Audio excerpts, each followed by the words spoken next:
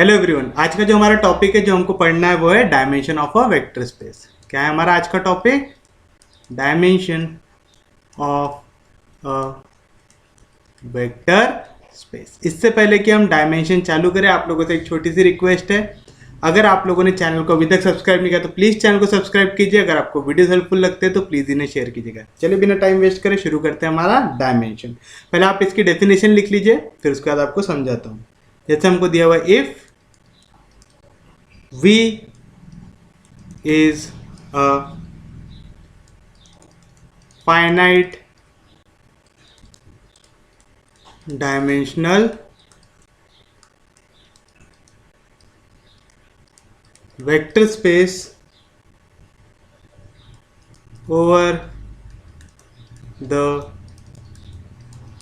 field F. The number of elements in any basis is known as dimension of vector space V over the field F, and is denoted by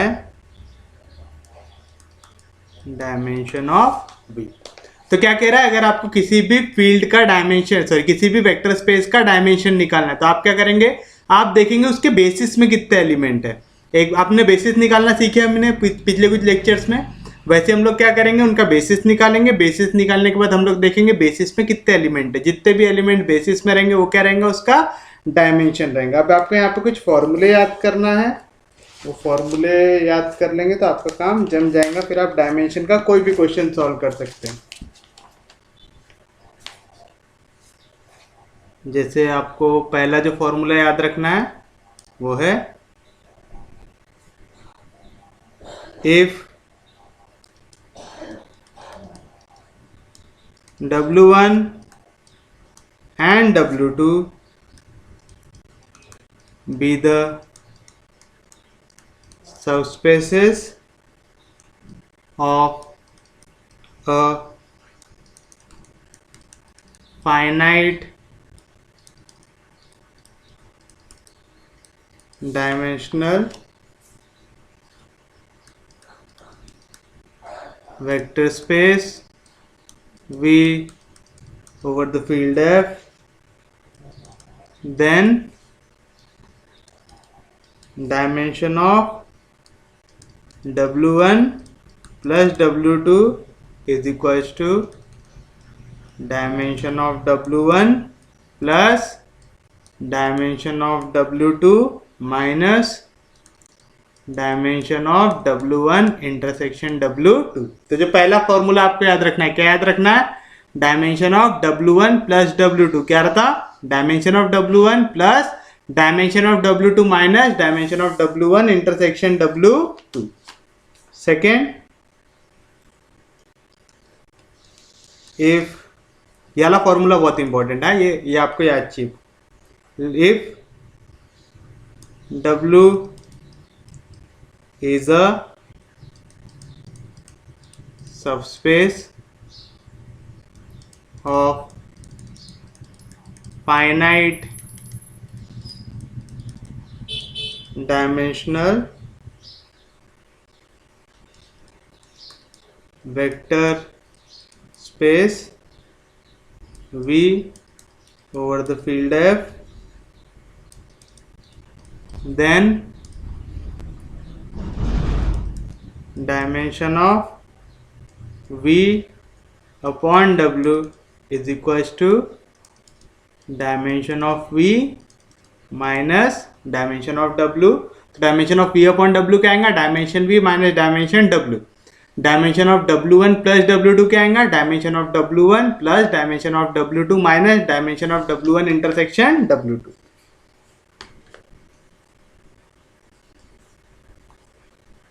Third, if W1 and W2 are two subspaces of a finite dimensional vector space V over the field F, where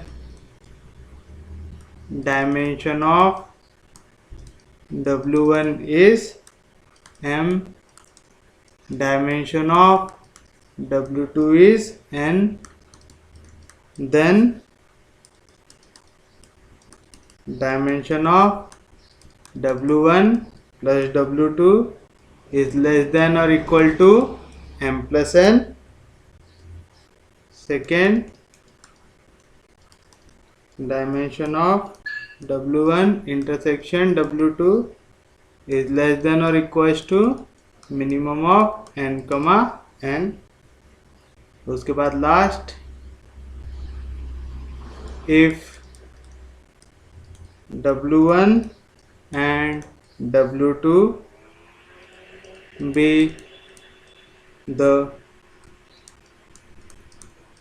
subspaces of vector space V over the field F, if V is W1 direct some W2. अब ये याद रखना, ठीक है, ये जब भी ऐसा सिंबल बने, कैसा, W1 W2 लिखा हुआ है और इनके बीच में आपको एडिशन का सिंबल दिखेगा और उसके ऊपर ऐसा सर्कल बना हुआ रहेगा, तो ये होता है डायरेक्ट सम. क्या बोला, if V is equal to W1 direct sum W.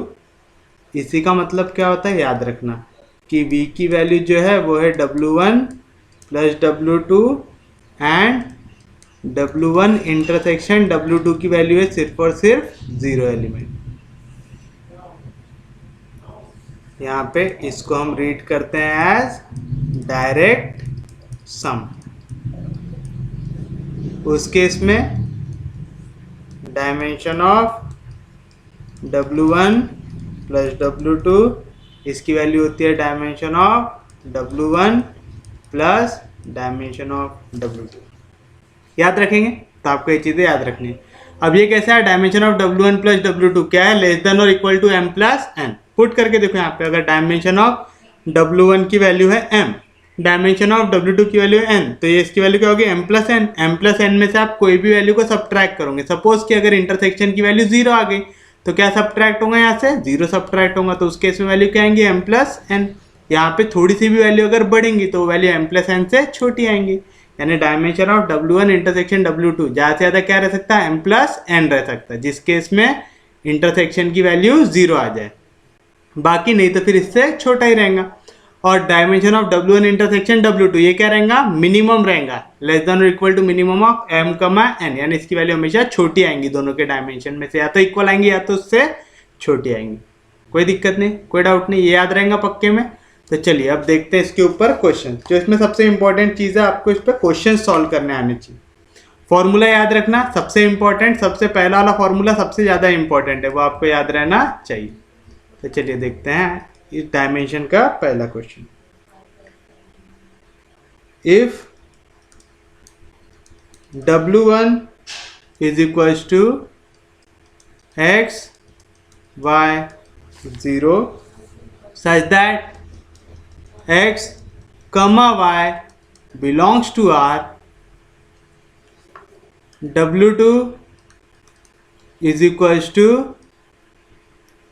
0 y z such that y comma z belongs to R, are the two subspaces of vector space V is equals to R cube, or find dimension of W1 plus W2। चलिए देखिए क्या बोल रहा है question. आपको W1 एक set दिया हुआ है, W2 एक सेट दिया और दोनों बोल रहा है ये क्या है, सब स्पेस है। किसका? वेक्टर स्पेस V का, जो है 3 डायमेंशनल रियल स्पेस, जिसपे एलिमेंट्स कैसे हैं, रियल है। आपको बोल रहा है निकालो dimension of W1 plus W2, बोल रहा है ऐसा। तो सबसे पहली चीज जो मुझे याद रहनी चाहिए, क्या याद रहनी चाहिए, मेरे को एक फॉर्मूला याद रहना चाहिए। कौन सा? Dimension of W1 plus W2। इसका फॉर्मूला क्या रहता? Dimension of W1 plus dimension of W2 minus dimension of W1 intersection W रहता है ऐसा। तो ये फॉर्मूला याद रखो। अब मेरे को क्या की वैल्यू चाहिए? Dimension of W1 plus W2, इसकी वैल्यू चाहिए। तो उसके लिए मेरे को डायमेंशन ऑफ W1 लगेगा, W2 लगेगा और W1 इंटरसेक्शन W2 लगेगा। तो चलिए अब हम चालू करते हैं यहाँ से हमारा सॉल्यूशन।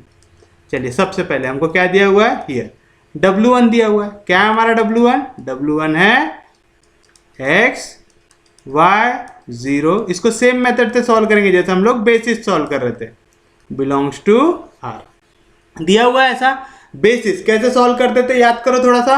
क्या करते थे हम, इसको एक x को वैल्यू को अलग लेके जाते थे, y की वैल्यू को अलग लेके जाते थे, z की वैल्यू को अलग लेके जाते थे। वैल्यूज को कॉमन निकाल सकते थे कि अंदर हमको 1 के फॉर्म में कुछ तो भी एलिमेंट दिखे। जैसे मैं यहाँ पे क्या कर सकता हूँ, W1 को क्या लिख सकता हूँ यहाँ पे, ये x y 0 को मैं क्या कर सकता हूँ, पहले x कोऑर्डिनेट को अलग लिख देता हूँ, x 0 0 प्लस फिर y कोऑर्डिनेट को अलग लिख लेता हूँ, तो क्या आएगा 0 y 0। यहाँ पे z कोऑर्डिनेट की वैल्यू कुछ भी है क्या? नहीं, तो अलग लिखने की जरूरत है क्या? नहीं। सच दैट x कमा y बिलोंग्स टू R आएगा ऐसा।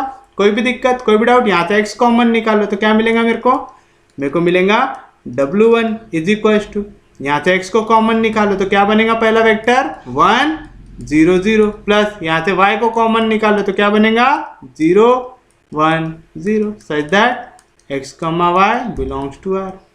मिल रहा है ऐसा। यानी आपका हर एक एलिमेंट जो W1 का है वो कैसे मिला, 1 0 0 में आपने कोई नंबर को मल्टीप्लाई किया प्लस 0 1 0 में आपने कोई नंबर को मल्टीप्लाई किया, तो क्या मिला आपको, W1 का एलिमेंट। तो आप क्या लिखते थे यहाँ पे, every element of set W is a linear combination of 2 vectors. कौन कौन से वेक्टर? पहले वाले को अल्फा 1 लिख दो, अल्फा 1 इज इक्वल टू 1 0 0 और दूसरे वाले को अल्फा 2 ले लो, अल्फा 2 इज इक्वल टू 0 1 0 है। क्या बोल रहा है, W1 का हर एक जो एलिमेंट है वो क्या है, लीनियर कॉम्बिनेशन है दो वेक्टर का, अल्फा 1 और अल्फा 2 का। यानी ये अल्फा 1 और अल्फा 2 ये जो वेक्टर है ये क्या फॉर्म कर रहे हैं, स्पैन फॉर्म कर रहे हैं। याद है, जहां पे भी लीनियर कॉम्बिनेशन आ गया मतलब वो क्या करता है, स्पैन करता है। ये दोनों एलिमेंट को किसी सेट के अंदर लिख दो तो आप लिखेंगे देयरफॉर सेट S1 जिसकी वैल्यू क्या है, पहला एलिमेंट है अल्फा 1 जो है 1 0 0 और दूसरा एलिमेंट है 0 1 0। ये क्या करेगा, स्पैन करेगा किसको, W1 को। क्यों? क्योंकि इसके ये जो दोनों एलिमेंट है ये क्या कर रहे हैं, लीनियर कॉम्बिनेशन बना रहे। W1 का हर एक एलिमेंट क्या है, लीनियर कॉम्बिनेशन है और ये दो वेक्टर का है। ये दो वेक्टर क्या कर रहे हैं, स्पैन कर रहे हैं। ये दो वेक्टर को मैंने किसके अंदर लिख दिया है, एक सेट के अंदर। तो ये जो सेट है S1 ये क्या कर रहा है, स्पैन कर रहा है W1 को। बेसिस बनाने के लिए सिर्फ स्पैन से काम चलता है क्या, नहीं, स्पैन के साथ साथ कैसे होने चाहिए, लीनियरली इंडिपेंडेंट होने चाहिए। तो चलिए करते हैं, क्या करेंगे, consider A1 alpha 1 plus A2 alpha 2, इसको इक्वल ले लो 0 से, जहां पे वेयर A1 एंड A2 ये क्या है, स्केलर्स है। और कैसे स्केलर्स है, रियल स्केलर्स है। कोई भी दिक्कत नहीं, कोई भी डाउट नहीं। याद है ना, जब भी आपको लीनियरली इंडिपेंडेंट प्रूव करना है क्या करो, जो भी वेक्टर है उसको स्केलर से मल्टीप्लाई करो प्लस जो भी वेक्टर उसको स्केलर से मल्टीप्लाई करो इक्वल टू 0 ले लो। करते हैं ऐसा, तो बताइए क्या मिलेगा, A1 अल्फा 1 की वैल्यू क्या है 1 0 0, तो आ गया 1 0 0 प्लस A2 अल्फा 2 की वैल्यू क्या है 0 1 0, तो आ गया 0 1 0 is equal to x coordinate भी 0, वाई कोऑर्डिनेट भी 0, जेड कोऑर्डिनेट भी 0। तो बताइए क्या मिलेगा यहाँ पे, ब्रैकेट होगा ओपन, a1 जाएगा ब्रैकेट के अंदर, a1 1 जा a1, बाकी दोनों में तो काय मल्टीप्लाई हो रहा है 0 से। सेम चीज a2 इंटू 0 0, a2 1 जा a2, a2 into 0 0 is equal to 0 0 0। X coordinate add होगा एक्स पे, तो a1 प्लस 0 कितना आएगा a1, 0 प्लस a2 कितना आएगा a2, 0 प्लस 0 कितना आएगा 0 is equal to 0 0 0। X coordinate equal रहेगा एक्स कोऑर्डिनेट से, तो a1 आ गया 0, वाई कोऑर्डिनेट इक्वल रहेगा वाई कोऑर्डिनेट से, तो a2 आ गया 0, 0 इक्वल आ गया 0 से।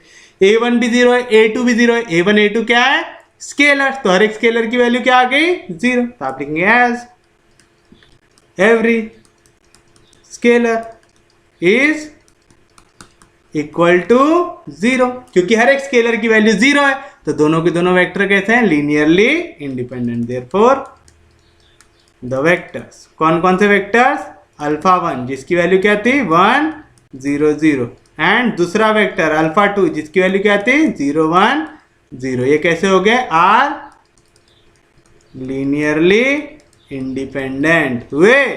कोई भी दिक्कत, कोई भी डाउट, अल्फा 1 और अल्फा 2 काय के एलिमेंट थे सेट S1 के, तो आप लिखेंगे therefore set S1 is linearly independent है।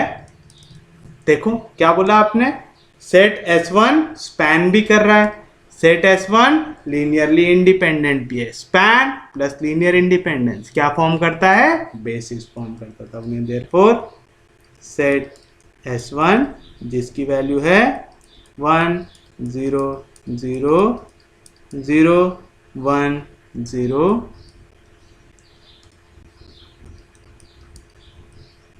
ये क्या करेगा form a basis of W1। क्यों बेसिस फॉर्म कर रहा, क्योंकि सेट S1 स्पैन करता है W1 को, और सेट S1 कैसा है लीनियरली इंडिपेंडेंट है। अब सबसे इंपॉर्टेंट चीज, हमको क्या चाहिए था यहाँ पे, हमको चाहिए था डायमेंशन ऑफ W1। डायमेंशन क्या बताया, अभी मास्टर ने हमको बताया, क्या बताया, डायमेंशन का मतलब क्या होता है, number of elements in basis, वो क्या रहेगा उसका डायमेंशन रहेगा। यहाँ पे बेसिस में कितने एलिमेंट है 1 0 0 0 1 0, कितने एलिमेंट है बेसिस में 2, तो डायमेंशन ऑफ W1 कितना आएगा 2, तो डायमेंशन ऑफ W1 ये कैसे इक्वल रहता ऑर्डर ऑफ S1 से, कितने एलिमेंट है S1 में 2, तो डायमेंशन भी कितना आ गया 2 आ गया।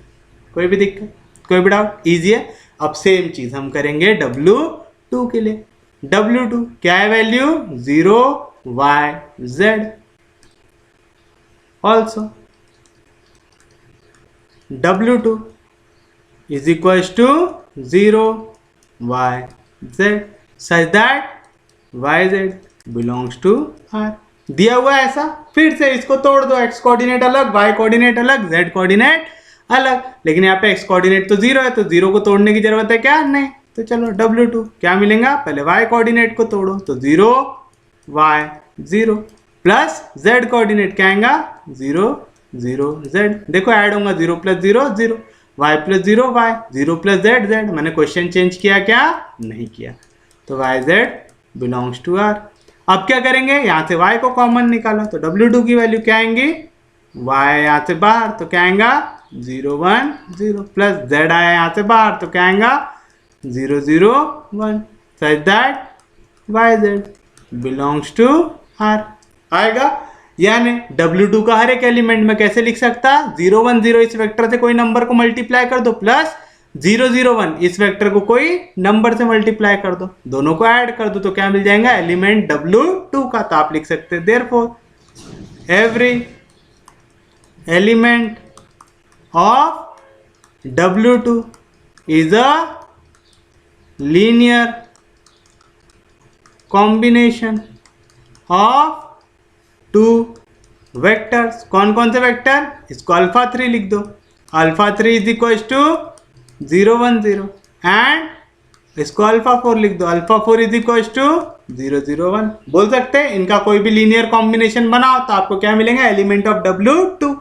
लीनियर कॉम्बिनेशन आ गया, यानी क्या करेंगे, ये अल्फा 3 और अल्फा 4 दोनों मिलकर क्या करेंगे, स्पैन करेंगे W2 को। अब ये दो वेक्टर अलग अलग लिखने से अच्छा इसको एक सेट के अंदर लिख दो, तो आप लिखेंगे देयरफॉर सेट S2 जिसका पहला एलिमेंट है, S2 का पहला एलिमेंट ये ले लो 0 1 0, S2 का दूसरा एलिमेंट ये ले लो 0 0 1। ये दोनों एलिमेंट क्या कर रहे हैं, स्पैन कर रहे हैं किसको, W2 को, तो स्पैन W2 आएगा। कोई भी दिक्कत, कोई भी डाउट? मैं कोशिश कर रहा हूं जैसा हम बेसिस में लैंग्वेज लिखते आ रहे थे सेम लिख के आ रहे, सेम चीज लिखे, बस चेंज क्या हुआ, एंड में हमने डायमेंशन लिख दिया और कुछ भी चेंज कर रहे क्या नहीं कर रहे। समझा यहाँ तक? कोई दिक्कत नहीं, कोई डाउट नहीं। अप्रूव करो कि ये कैसे है, लीनियरली इंडिपेंडेंट है। कैसे करेंगे, कंसिडर कर लो, स्केलर से मल्टीप्लाई करो इनको, तो ले लेते हैं A3 alpha 3 plus A4 alpha 4 is equal to 0, where A3 A4 ये क्या है, स्केलर्स है। कैसे स्केलर्स, रियल स्केलर्स।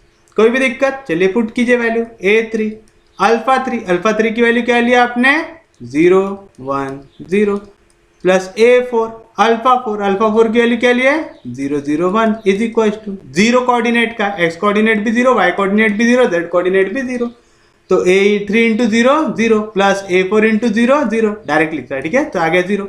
A3 1 जा A3 plus A4 into 0 0, change होगा कुछ नहीं, A3 इंटू 0 0, फिर A4 1 जा A4 इज इक्वल टू 0 0 0। आप चाहो तो ऐसा ये स्टेप के बाद डायरेक्ट भी लिख सकते हैं। तो बताइए, x कोऑर्डिनेट इक्वल रहेगा x से तो 0 इक्वल है 0 से, y कोऑर्डिनेट इक्वल रहेगा y से तो A3 इक्वल है 0 से, और z कोऑर्डिनेट इक्वल रहेगा z से तो A4 इक्वल रहेगा 0 से। A3 A4 क्या थे, स्केलर्स है, तो हर एक स्केलर्स की वैल्यू क्या हो गई, 0, तो आप देंगे therefore every scalars are equal to 0।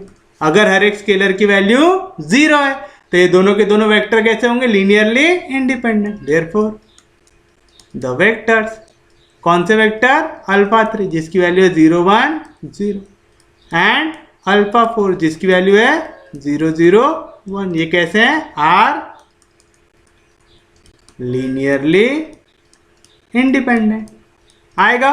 कोई भी दिक्कत, कोई भी डाउट? लेकिन ये अल्फा 3 अल्फा 4 काय के एलिमेंट है, सेट S2 की, तो आप बोलेंगे therefore set S2 is linearly independent. आएगा? सेट S2 स्पैन भी कर रहा है, सेट S2 लीनियरली इंडिपेंडेंट भी है। स्पैन विथ लीनियर इंडिपेंडेंस क्या फॉर्म करता है, बेसिस फॉर्म करता है। दिस इंप्लाइज सेट S2 जिसके कोऑर्डिनेट है 0 1 0 0 0 1, ये क्या करेगा, फॉर्म्स ऑफ बेसिस, किसका बेसिस, ऑफ W2 के लिए क्या फॉर्म करेगा, ये बेसिस फॉर्म करेगा। तो बताइए, तो डायमेंशन कितना आएगा W2 का, डायमेंशन ऑफ W2 क्या रहता, number of elements in basis, basis में कितने एलिमेंट है, 2, तो डायमेंशन ऑफ W2 कितना आ जाएगा, 2 आ जाएगा। आएगा? अब आपने क्या क्या निकाल लिया, आपने निकाल लिया डायमेंशन ऑफ W1 निकाल लिया, फिर आपने निकाल लिया डायमेंशन ऑफ W2। अब क्या बचा है, dimension of W1 intersection W2। क्या निकालना है, dimension of W1 intersection W2। एक एलिमेंट इंटरसेक्शन में कब आता है, जब वो W1 में भी हो W2 में भी हो। तो अपन ले लेते हैं लेट x y z, ये एलिमेंट है किसका, W1 इंटरसेक्शन W2 का। एक एलिमेंट इंटरसेक्शन में कब आएगा, जब वो एलिमेंट W1 में भी प्रेजेंट है और W2 में भी प्रेजेंट है। ये याद है सबको? जैसे अगर मैं आपको बोलूँ ये एक एलिमेंट है, एक सेट है 1 2 3 है ऐसा, बी एक सेट है 2 3 4, तो जब मैं बोलता हूँ A इंटरसेक्शन B निकालो, आप क्या करते, देखते A में कौन सा एलिमेंट है और B में कौन सा एलिमेंट है, जो A में भी हो और B में भी हो उसको आप काय में लिखते हैं, A इंटरसेक्शन B में। जैसे A में 2 है, B में भी 2 है, तो A इंटरसेक्शन B में भी 2 आएगा। A में 3 है, B में भी 3 है, तो इंटरसेक्शन B में भी 3 आएगा। 1 आएगा क्या, नहीं, क्योंकि ये A में B में है क्या, नहीं। 4 आएगा क्या, नहीं, क्योंकि ये B में A में है क्या, नहीं। तो इंटरसेक्शन में सिर्फ वही एलिमेंट आते हैं जो दोनों में सेम हो। मतलब अगर ये एलिमेंट x y z आया है W1 इंटरसेक्शन W2 में, इसी का मतलब क्या हुआ, ये x वाई जेड नाम का एलिमेंट W1 में भी रहा होगा एंड एक्स वाई जेड नाम का एलिमेंट W2 में भी रहा होगा। ये समझा ना? अगर एक एलिमेंट W1 में भी आए और W2 में भी आए तो वो एलिमेंट W1 इंटरसेक्शन W2 में आएगा। अब आप देखो, जो भी एलिमेंट W1 में, उसमें कोई खासियत है क्या? हाँ, W1 के एलिमेंट में x कोऑर्डिनेट है, y कोऑर्डिनेट है, लेकिन z कोऑर्डिनेट की वैल्यू क्या है? 0 है ना? तो कोई एलिमेंट अगर W1 में आएगा तो उसका z कोऑर्डिनेट क्या आना चाहिए? 0 आना चाहिए। यानी यहाँ पे जो z की वैल्यू क्या आनी चाहिए? 0 आनी चाहिए। कोई एलिमेंट अगर W2 में है तो W2 में कोई एलिमेंट की खासियत है क्या? है। W2 में x कोऑर्डिनेट की वैल्यू क्या है? 0। y कोऑर्डिनेट भी है, z कोऑर्डिनेट भी है, बट x कोऑर्डिनेट क्या आना चाहिए? 0 आना चाहिए। यानी यहाँ पे x कोऑर्डिनेट की वैल्यू क्या आनी चाहिए? 0 आनी चाहिए। ये चीज समझा?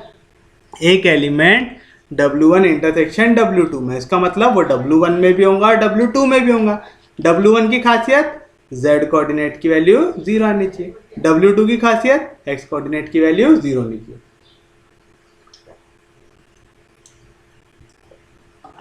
यानी इंटरसेक्शन में कौन से एलिमेंट आ रहे हैं? ऐसे एलिमेंट जिसका x कोऑर्डिनेट 0 हो और z कोऑर्डिनेट 0, है ना?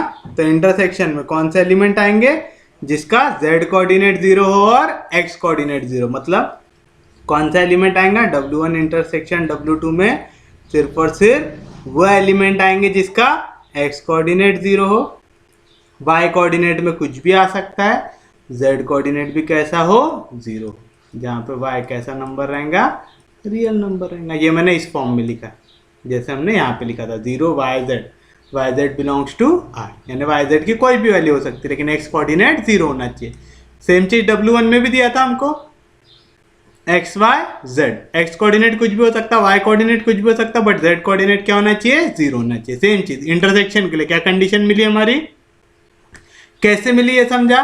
क्योंकि x y z अगर W1 इंटरसेक्शन W2 में आ रहे हैं, वो W1 में भी होगा और W2 में भी होगा। अगर W1 में होगा तो z कोऑर्डिनेट 0 हो जाएगा, अगर W2 में होगा तो x कोऑर्डिनेट 0 हो जाएगा। वो तो दोनों में, यानी उसका z कोऑर्डिनेट भी 0 होगा और x कोऑर्डिनेट भी 0 होगा। यानी W1 इंटरसेक्शन W2 में कौन सा एलिमेंट आएगा?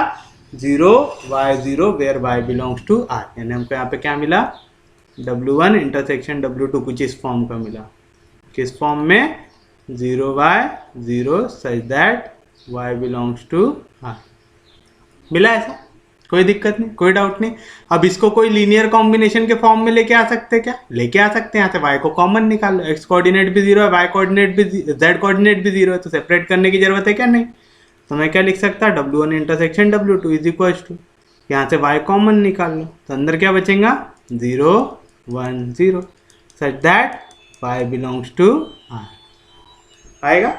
अब देखो, जब भी ये ऐसा होता है ना कि यहाँ पे आपने एक स्केलर से मल्टीप्लाई किया वेक्टर को, प्लस फिर से एक स्केलर से मल्टीप्लाई किया एक वेक्टर को, इसको हम क्या बोलते हैं?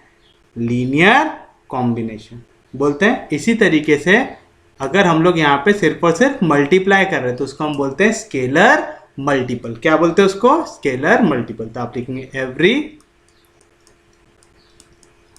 Element of set W1 intersection W2 is a scalar multiple of vector। कौन सा वेक्टर? सिर्फ और सिर्फ एक है, उसको अल्फा फाई ले लो। Alpha phi is equal to 0 1 0 लेंगे। ऐसा कोई भी दिक्कत, कोई भी डाउट? ये वर्ड याद रखना, क्या? Scalar multiple. तो याद रखना, चाहे लीनियर कॉम्बिनेशन हो, चाहे लीनियर कॉम्बिनेशन हो, चाहे स्केलर मल्टीपल हो, दोनों केसेस में क्या करता है? स्पैन करता है। तो आप लेंगे देयरफॉर सेट S3 जिस पे कौन सा एलिमेंट है? 0 1 0, ये क्या करेगा? स्पैन करेगा W1 इंटरसेक्शन W2 को। क्यों? आप देखो, आपको W1 इंटरसेक्शन W2 का कोई भी एलिमेंट बनाना है, आपको क्या करना है? उसको सिर्फ और सिर्फ एक स्केलर से मल्टीप्लाई करना है। 1 से मल्टीप्लाई करूंगे तो 0 1 0, 2 से मल्टीप्लाई करूंगे तो 0 2 0, 3 से मल्टीप्लाई करूंगे तो 0 3 0, -5 से करूंगे तो 0 -5 0। यानी आप y की कोई भी वैल्यू ले लो, आपको W1 इंटरसेक्शन W2 का एलिमेंट मिल जाएगा। यानी सेट S3 जो 0 1 0 ये क्या कर रहा है, स्पैन कर रहा है W1 इंटरसेक्शन W2 को। और एक लाइन याद रखना, जब भी आपके सेट में सिर्फ और सिर्फ एक एलिमेंट हो वो हमेशा लीनियरली इंडिपेंडेंट होता है। कैसे? देखो अगर मैं यहाँ पे कोई वैल्यू ले लेता साथ में, जैसे मैं यहाँ पे इसको लीनियरली इंडिपेंडेंट प्रूव करना रहता तो क्या करता, इसको एक स्केलर से मल्टीप्लाई करता।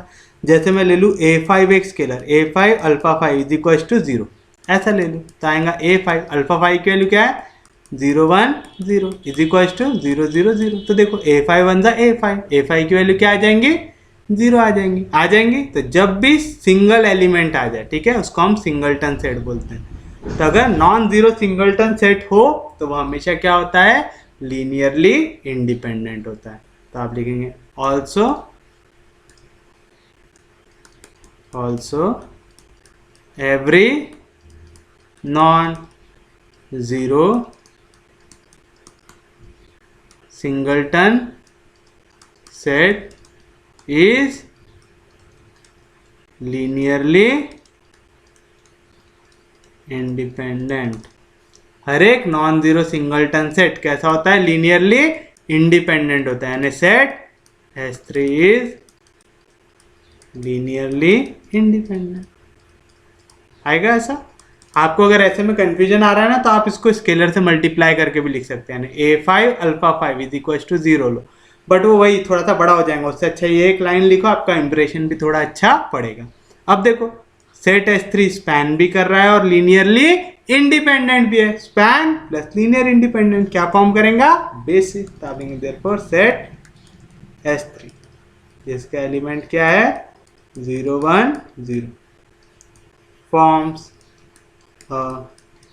Basis of W1 intersection W2 form कर रहा। तो बताओ इसका डायमेंशन क्या आएगा, therefore dimension of W1 intersection W2 क्या रहता है डायमेंशन, बेसिस में जितने एलिमेंट हो, बेसिस में कितने एलिमेंट है गिन के 1, तो डायमेंशन की वैल्यू भी कितनी आएंगी 1। कोई भी दिक्कत, कोई भी डाउट? तो आप देख रहे हैं आपने यहाँ पे क्या क्या निकाल लिया, आपने यहाँ पे निकाल लिया है dimension of W1, dimension of W2, dimension of W1 intersection W2। अब बस क्या निकालना है, dimension of W1 plus W2। कैसे निकालेंगे, फॉर्मूला लगा के, वी नो दैट।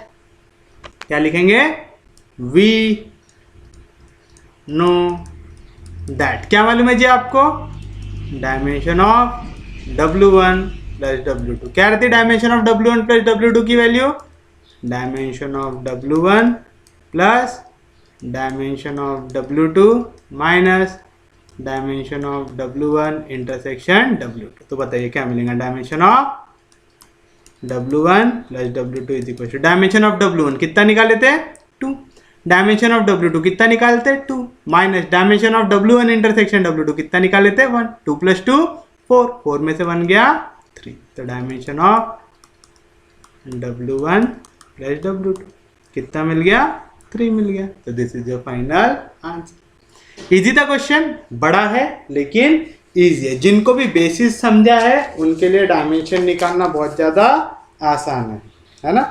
अभी भी अगर कोई ऐसा इंसान है जिसको नहीं समझ में आया तो क्या करना, सर पीटना क्या नहीं, देखना अगला क्वेश्चन। अगला क्वेश्चन गौर से देखो, आपको समझ में आ जाएगा। लिखिए अगला question,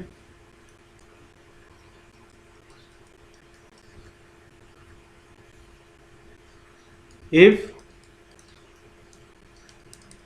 W1 is equals to x y 0 0 such that xy belongs to R and W2 is equals to 0 y z t such that yzt belongs to R, be the two subspaces of V is equals to R to the power 4 are, find dimension of W1 intersection W। क्या निकालना है जी आपको? Dimension निकालना है W1 intersection W2 का। तो क्या क्या लगेगा? डायमेंशन W1 का, डायमेंशन W2 का, dimension of W1 intersection W2 का। तो चलिए शुरू करते हैं। सबसे पहले क्या करेंगे हम लोग? लिखेंगे हमारी गिवन वैल्यू हियर। क्या दिया हुआ है हमको? W1 दिया हुआ है। W1 की वैल्यू क्या दी हुई है? x y 0 0 such that x y belongs to R दिया हुआ है ऐसा। अब देखो यहाँ पे y के बाद z और t, z कोऑर्डिनेट भी 0 है, t कोऑर्डिनेट भी 0 है। तोड़ दो इनको टुकड़ों में। तो W1 क्या मिलेगा? सबसे पहले x को अलग करो तो आएगा x 0 0 0 प्लस फिर y को अलग करो तो आएगा 0 y 0 0। यहाँ पे z और t को अलग करने की जरूरत है क्या? नहीं, वो तो ऑलरेडी क्या दिया हुआ है? 0 दिया हुआ है, तो उनको तोड़ने की जरूरत है क्या? नहीं है। यहाँ से x कॉमन निकालो, यहाँ से y कॉमन निकालो तो W1 की वैल्यू क्या आएंगी? यहाँ से निकला x कॉमन तो आएगा 1 0 0 0। यहाँ से आएगा y कॉमन तो क्या आएगा? 0 1 0 0। याद रखना हमेशा 1 के फॉर्म में बनाना पड़ता है अंदर वेक्टर, ऐसा 1 -1 कुछ का तो ये फॉर्म बन जाए हमारे लिए। अब देखिए यहाँ पे क्या मिला? x इंटू 1 0 0 y इंटू 0 1 0 0 मिला। यानी x और y क्या है? यहाँ पे स्केलर्स है। यानी 1 0 0 0 ये वेक्टर को अगर आप कोई नंबर से मल्टीप्लाई करेंगे प्लस 0 1 0 0 को कोई वेक्टर से स्केलर से मल्टीप्लाई करूंगा और उनको ऐड करोगे तो आपको क्या मिलेगा? Element of W2। तो आप लिखेंगे therefore every element of W1 is a linear combination of two vectors। कौन कौन से वेक्टर्स? पहले को अल्फा 1 ले लो, क्या है? 1 0 0 0 एंड दूसरे को अल्फा 2 ले लो, क्या है?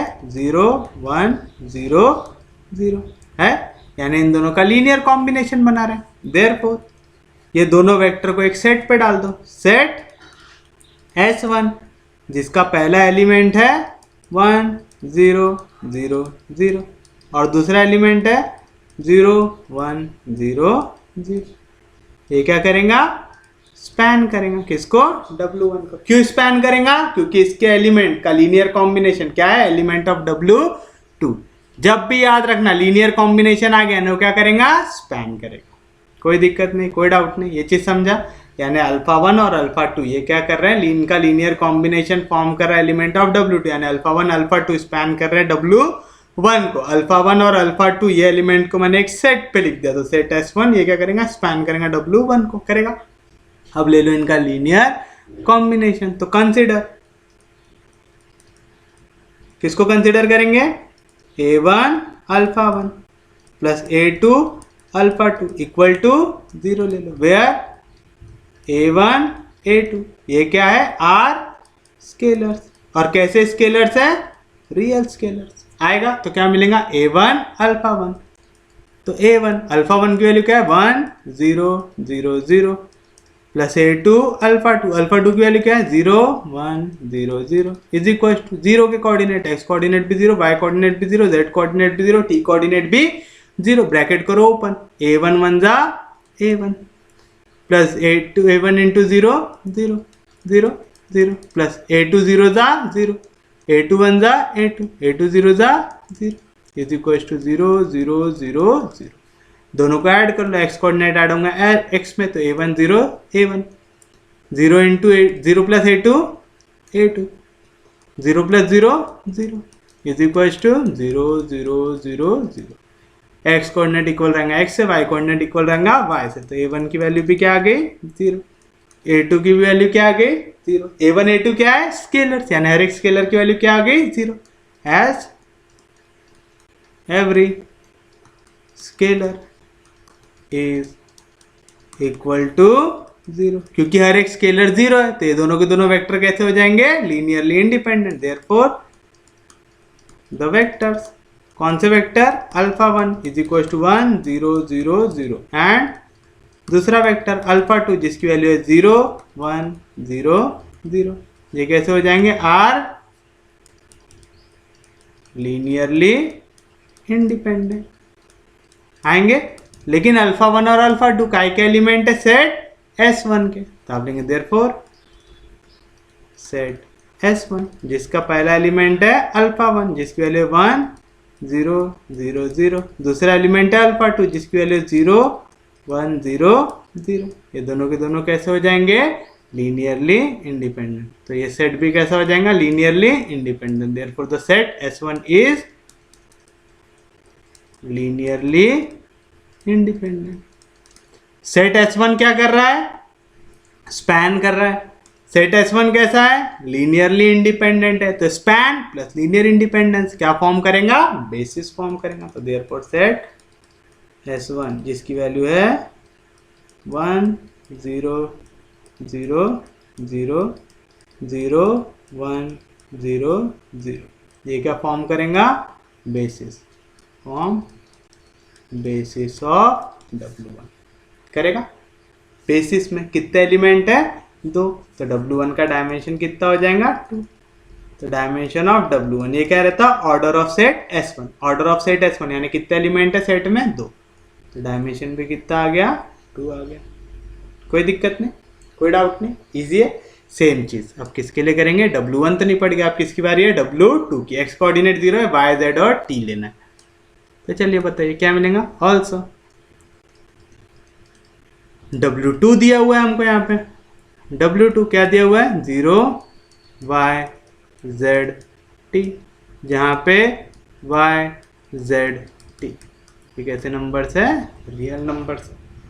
चलिए x कोऑर्डिनेट तो 0 है, तो x में तोड़ने की जरूरत है क्या नहीं, किस में तोड़ेंगे y z और t में तोड़ेंगे इसको, तो क्या मिलेगा W2 is equal to x को उसके हाल पे छोड़ दो, फिर y 0 y 0 0, y के बाद z 0 0 z 0, उसके बाद t, तो 0 0 0 t, such that y z t belongs to R। कुछ कॉमन निकाल सकते हैं, हाँ जी निकाल सकते हैं। पहले वाले से y को बाहर निकालो तो क्या मिलेगा 0 1 0 0, प्लस दूसरे वाले से z को बाहर निकालो क्या मिलेगा 0 0 1 0, प्लस तीसरे वाले से t को बाहर निकालो क्या मिलेगा 0 0 0 1, such that y z t belongs to R आएगा। यानी W2 का कोई भी एलिमेंट बनाना है तो 0 1 0 0 0 0 0 1 0 0 0 1, इन एलिमेंट को कोई भी स्केलर से मल्टीप्लाई करो और ऐड कर दो तो क्या मिल जाएगा W2 का एलिमेंट। यानी every element of W2 is a linear combination किसका ऑफ कितने वेक्टर 1 2 और 3 वेक्टर्स। नाम दे दो कौन कौन सा, 2 दे चुके थे तो alpha 3 is equal to 0 1 0 0, alpha 4 is equal to 0 0 1 0 and alpha 5 is equal to 0 0 0 1 आ गया।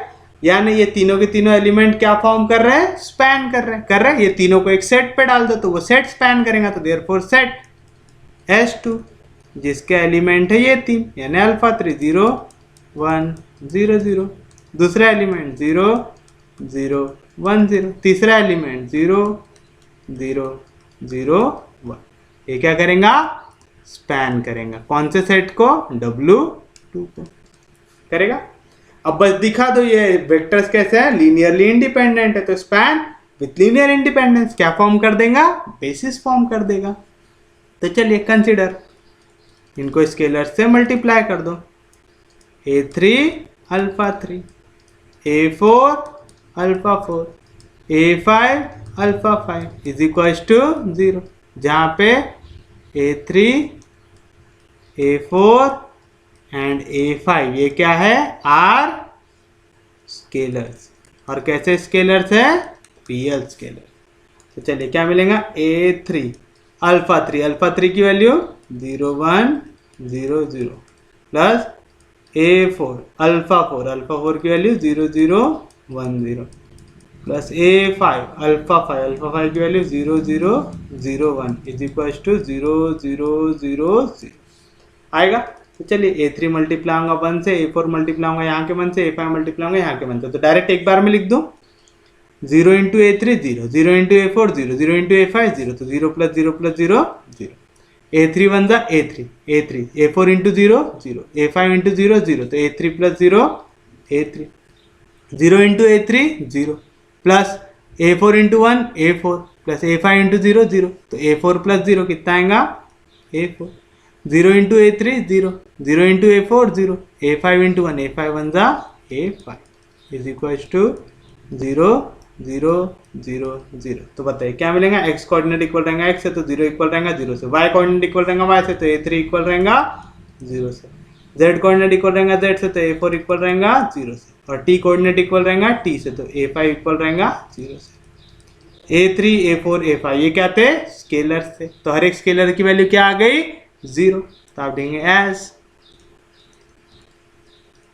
Every scalar is equal to 0, हर एक स्केलर की वैल्यू क्या आ रही 0, तो ये वेक्टर्स कैसे हो जाएंगे, लीनियरली इंडिपेंडेंट। तो देयरफॉर द वेक्टर्स कौन कौन से, alpha 3 alpha 4 and alpha 5 are linearly independent, क्योंकि ये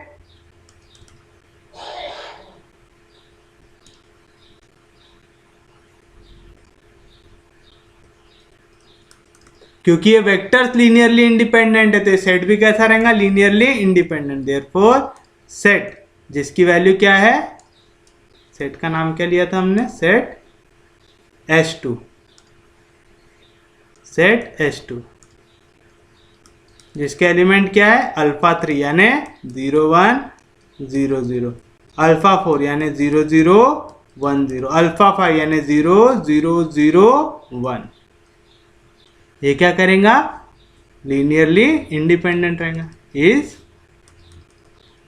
लीनियरली इंडिपेंडेंट। आएगा, समझ रहा है, क्योंकि इसके जो वेक्टर्स है, जो वेक्टर से सेट बना है वो लीनियरली इंडिपेंडेंट है, तो सेट भी कैसा रहेगा, लीनियरली इंडिपेंडेंट।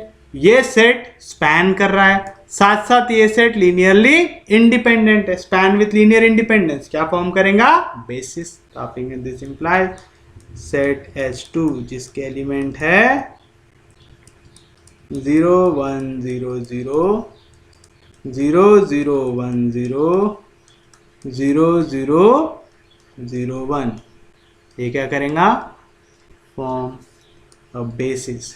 किसका बेसिस, W2 का। तो बताइए डायमेंशन ऑफ W2 क्या रहेगा, डायमेंशन ऑफ W2 होता है W2 के जो आपका जो सेट जो बेसिस फॉर्म कर रहा है W2 का, उसके अंदर जितने एलिमेंट हो, सेट S2 ये बेसिस फॉर्म कर रहा है, इसके अंदर कितने एलिमेंट है 3, तो डायमेंशन की वैल्यू कितनी आ जाएंगी 3। कोई दिक्कत नहीं, कोई डाउट नहीं, यहाँ तक समझा। अब हमने डायमेंशन ऑफ W1 निकाल लिया, हमने डायमेंशन ऑफ W2 निकाल लिया, अब निकालना है dimension of W1 intersection W2। चलो यहाँ पे कितने कोऑर्डिनेट दिख रहे हैं आपको यहाँ पे 4 दिख रहे हैं, x y 0 0 यानी x y z t, ऐसे 4 कोऑर्डिनेट है। तो ले लो कि एक एलिमेंट ले लो W1 इंटरसेक्शन W2 का, तो उसके अंदर भी कितने एलिमेंट रहेंगे, 4 रहेंगे, कुछ ज़्यादा आगे आ गया। तो x y z t ये एक एलिमेंट मैंने ले लिया W1 इंटरसेक्शन W2 का।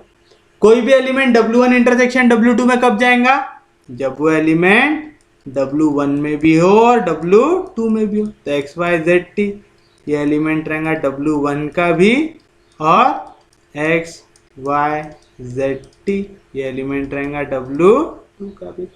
W1 में कोई एलिमेंट कब आएगा, जब उसकी खासियत होंगी कुछ। क्या खासियत है, W1 में जो भी एलिमेंट आएंगे उसमें x कोऑर्डिनेट है, y कोऑर्डिनेट है, बट z कोऑर्डिनेट भी 0 है और t कोऑर्डिनेट भी 0 है। यानी अगर वो एलिमेंट W1 में भी आएगा तो उसका z कोऑर्डिनेट भी 0 होना चाहिए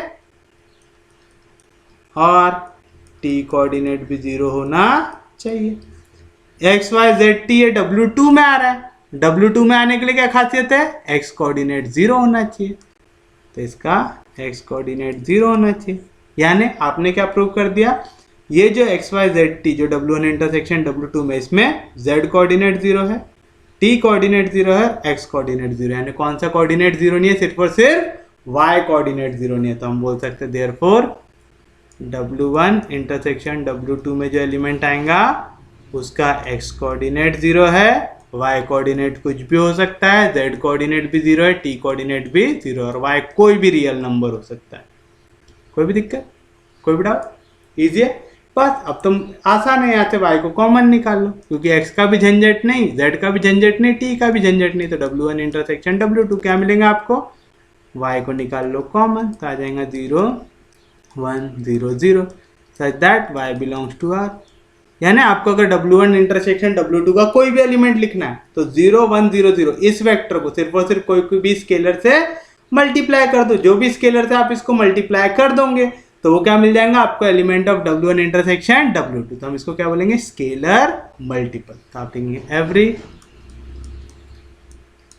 element of W1 intersection W2 is a scalar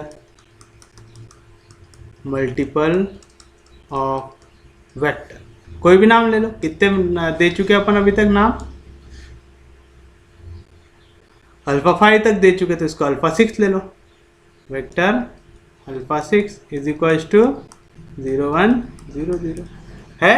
चाहे स्केलर मल्टीपल हो चाहे लीनियर कॉम्बिनेशन हो, क्या फॉर्म करेगा, स्पैन फॉर्म करेगा। यानी जो वेक्टर ए का फॉर्म कर रहा है स्पैन फॉर्म कर रहा है, इसको कोई सेट से रिप्रेजेंट कर दो, देयरफॉर सेट S3 जिसके अंदर सिर्फ और सिर्फ ये एलिमेंट हो 0 1 0 0, ये क्या करेगा, स्पैन करेगा किसको, इस सेट को, W1 इंटरसेक्शन W2 करेगा।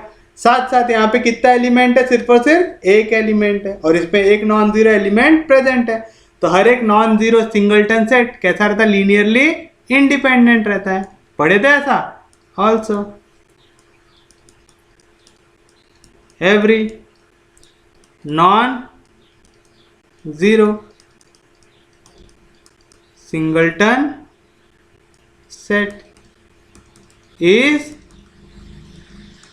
लीनियरली इंडिपेंडेंट रहता है। हर एक non zero singleton set linearly independent होता है करके ये सेट भी लीनियरली इंडिपेंडेंट होगा। देयरफॉर सेट S3 जिसका एलिमेंट है 0 1 0 0 इज लीनियरली इंडिपेंडेंट।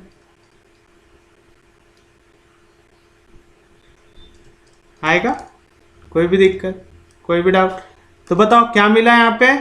पहला तो S3 स्पैन कर रहा है, साथ साथ S3 लीनियरली इंडिपेंडेंट है। स्पैन विथ लीनियर इंडिपेंडेंस क्या फॉर्म करेगा, बेसिस W1 इंटरसेक्शन W2 का। देयरफॉर सेट S3 जिसका एलिमेंट है 0 1 0 0, ये क्या करेगा, form of basis.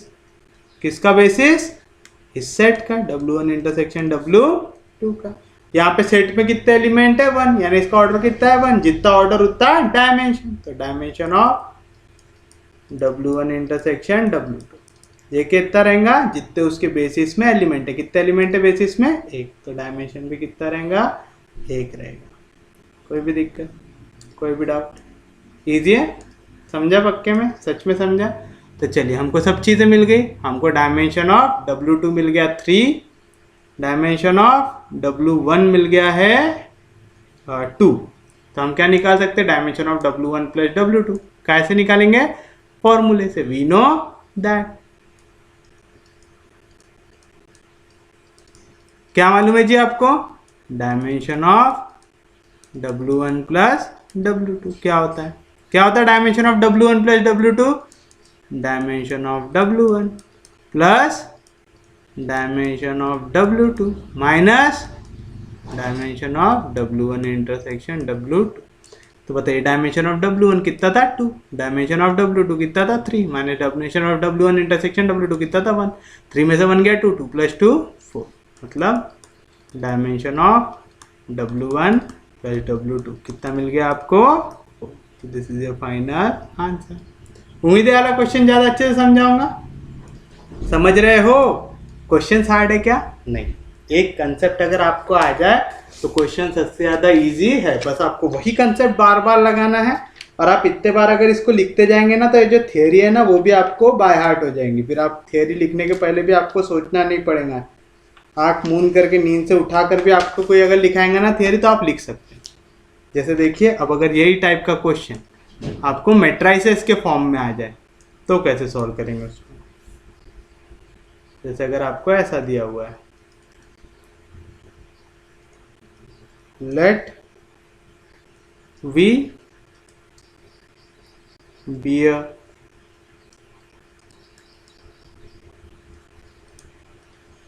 vector space of all 2 cross 2 matrices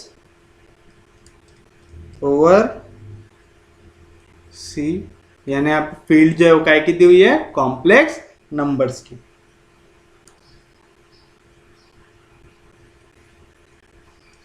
W1 is equals to X, Y, Z 0 such that X, Y, Z belongs to C. W2 is equals to X 0 0 Y such that X, Y belongs to C, then find dimension of W1 intersection W2 and dimension of W1 plus W2। अगर हमसे पूछा नहीं भी होता तो हमको intersection की value तो निकालना पड़ता ही था। यहाँ पे उसने पूछ भी लिया कि डायमेंशन इंटरसेक्शन का भी निकालो और प्लस का भी निकालो। चलिए देखते हैं। आपको यहाँ पे W1 दिया हुआ है, क्या दिया हुआ है W1, सेम मेथड से करेंगे। हियर सबसे पहले W1 को निपटाओ। W1 क्या दिया हुआ है आपको, W1 W1 दिया हुआ है X, Y, Z 0 दिया हुआ है, जहां पे X, Y, Z ये सब के सब कॉम्प्लेक्स नंबर है। कैसे नंबर है ये, कॉम्प्लेक्स नंबर। सेम चीज जैसे कोऑर्डिनेट में करते थे ना वैसे ही इसमें करो। क्या करो, X को अलग तोड़ दो, Y को अलग तोड़ दो, Z को अलग तोड़ दो। मतलब जहां पे X है उसको अलग लिख लो। W1 इज इक्वल टू क्या लिखेंगे, इसको पहले X लिख लो, बाकी सब कोऑर्डिनेट को 0 कर दो, प्लस फिर Y लिख लो, बाकी पूरे कोऑर्डिनेट को 0 कर दो, फिर Z लिख लो और बाकी पूरे कोऑर्डिनेट को 0 कर दो। ये तो अब आ गया होगा जहाँ पे X, Y, Z ये सब के सब कौन से नंबर है, कॉम्प्लेक्स नंबर है।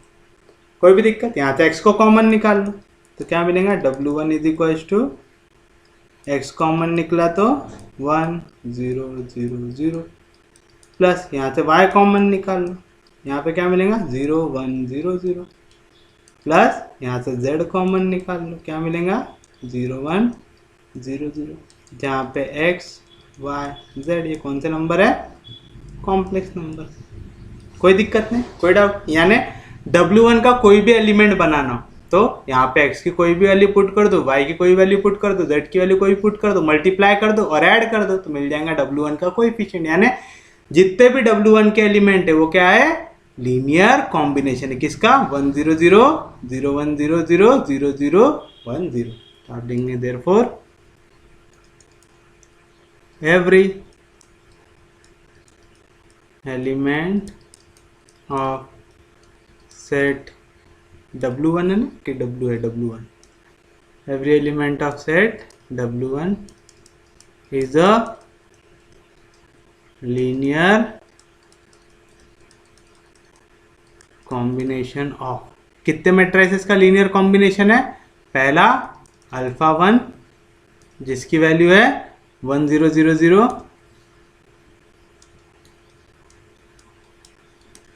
दूसरा अल्फा 2 जिसकी वैल्यू है 0 1 0 0, तीसरा मैट्रिक्स जो हमारे लिए हमारा वेक्टर है वो क्या है 0 0 1 0 है। तो हर एक एलिमेंट W1 का लीनियर कॉम्बिनेशन है ये तीन एलिमेंट्स का, ये तीन वेक्टर्स का है। तो यानी ये तीन वेक्टर कैसे हैं, लीनियर कॉम्बिनेशन बना रहे हैं, यानी क्या फॉर्म करेंगे, स्पैन फॉर्म करेंगे। तो इनको एक सेट के अंदर लिख दो, देयरफॉर सेट S1 जिसका पहला एलिमेंट अल्फा 1 लिख दो 1 0 0 0, दूसरा एलिमेंट अल्फा 2 लिख दो 0 1 0 0, तीसरा एलिमेंट अल्फा 3 लिख दो 0 0 1 0। ये क्या करेगा, स्पैन करेगा। किसको स्पैन करेगा, W1 को। कर रहा स्पैन के साथ साथ अगर लीनियरली इंडिपेंडेंट हो जाए तो क्या फॉर्म कर देगा, बेसिस फॉर्म कर देगा। तो लीनियर इंडिपेंडेंस फॉर्म करने के लिए क्या करते हैं, इनको मल्टीप्लाई कर लो स्केलर के साथ। तो कंसीडर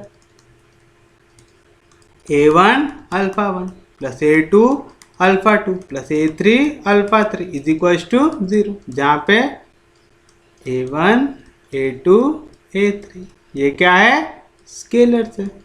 और कैसे स्केलर्स है, कॉम्प्लेक्स स्केलर्स है ना। यहाँ पे जो फील्ड है हमारी कैसी है, इमेजिनरी वाली, ठीक है। तो हमने कौन सा नंबर लिया, उसको कॉम्प्लेक्स लिया। अगर ऐसा कंफ्यूज होता है ना, सिर्फ आर स्केलर्स लिख के छोड़ देना। चलो तो क्या मिलेगा, A1 अल्फा 1 की वैल्यू क्या है 1 0 0 0 प्लस A2 अल्फा 2 की वैल्यू क्या है 0 1 0 0 प्लस A3 अल्फा 3 की वैल्यू क्या है 0 0 1 0। अगर लेफ्ट हैंड साइड मैट्रिक्स है तो राइट हैंड साइड भी 0 मैट्रिक्स आएगा, 0 मैट्रिक्स यानी 0 0 0 0 आएगा।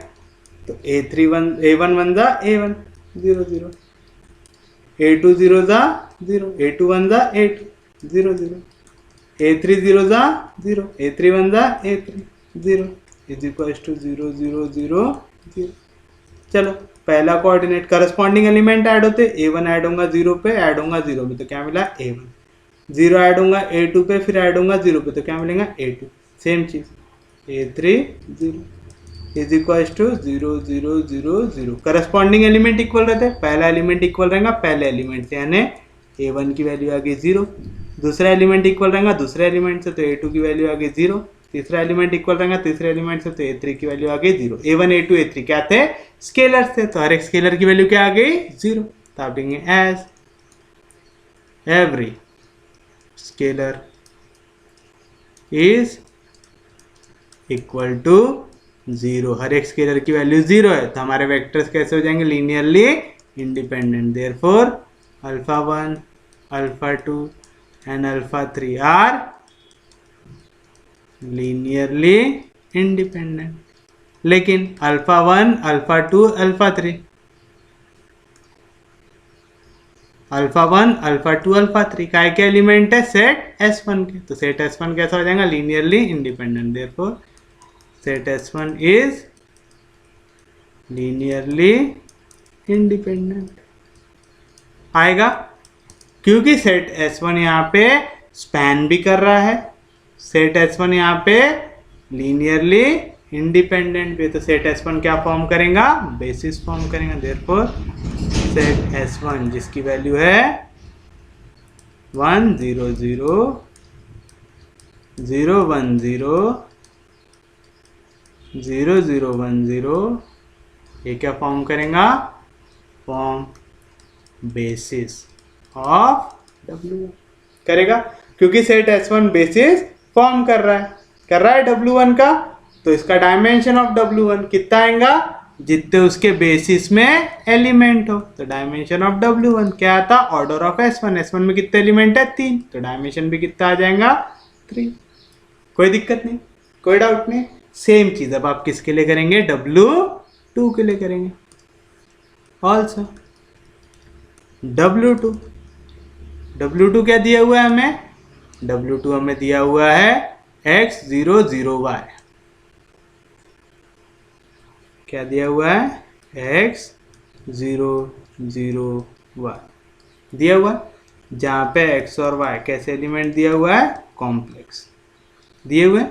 कोई दिक्कत नहीं, कोई डाउट नहीं। चलो यहाँ पे x दिख रहा है y दिख रहा है, तो कितने टुकड़ों में तोड़ोगे, 2, x और y में, तो क्या लिख सकते हैं इसको, W2 इज इक्वल टू, पहले x लिखो, बाकी पूरे कोऑर्डिनेट को 0 कर दो, प्लस फिर y लिखो, बाकी सबको 0 कर दो, सच दैट x, y दोनों के दोनों कैसे नंबर है, कॉम्प्लेक्स नंबर है। यहाँ से x को कॉमन निकाल लो, तो W2 की वैल्यू क्या आएगा, x 1 0 0 0 प्लस यहाँ से y बाहर निकाल लो तो क्या आएगा 0 0 0 1 आएगा, सच दैट x और y कौन से नंबर है, कॉम्प्लेक्स नंबर है।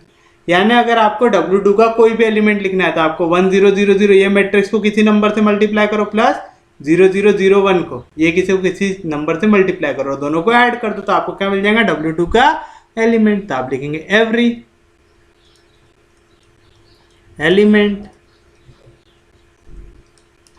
of W2 is a linear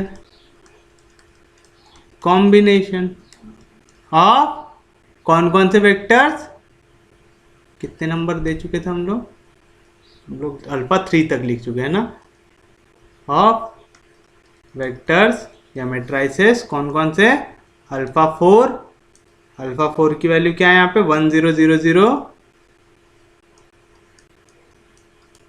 and दूसरा सिर्फ एक और है अल्फा 5 जिसकी वैल्यू क्या है 0 0 0 1।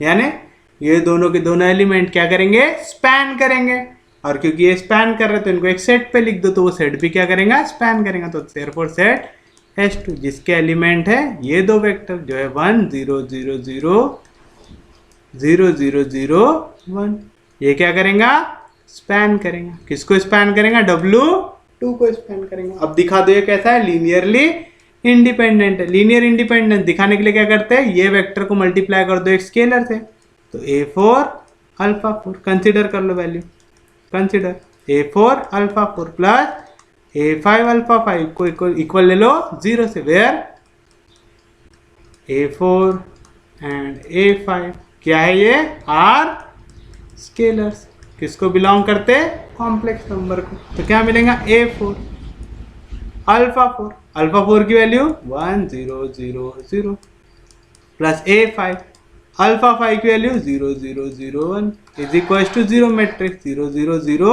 0 इज इक्वल टू A4 1 जा A4 प्लस A5 0 जा 0, A4 0 जा 0 प्लस A5 0 जा 0, A4 0 जा 0 प्लस A5 0 जा 0, A4 0 जा 0 प्लस A5 1 जा A5 इज इक्वल टू 0 0 0 0। आप चाहो तो अलग अलग करके जैसे अभी तक मैं कर रहा था वैसे भी कर सकते हैं।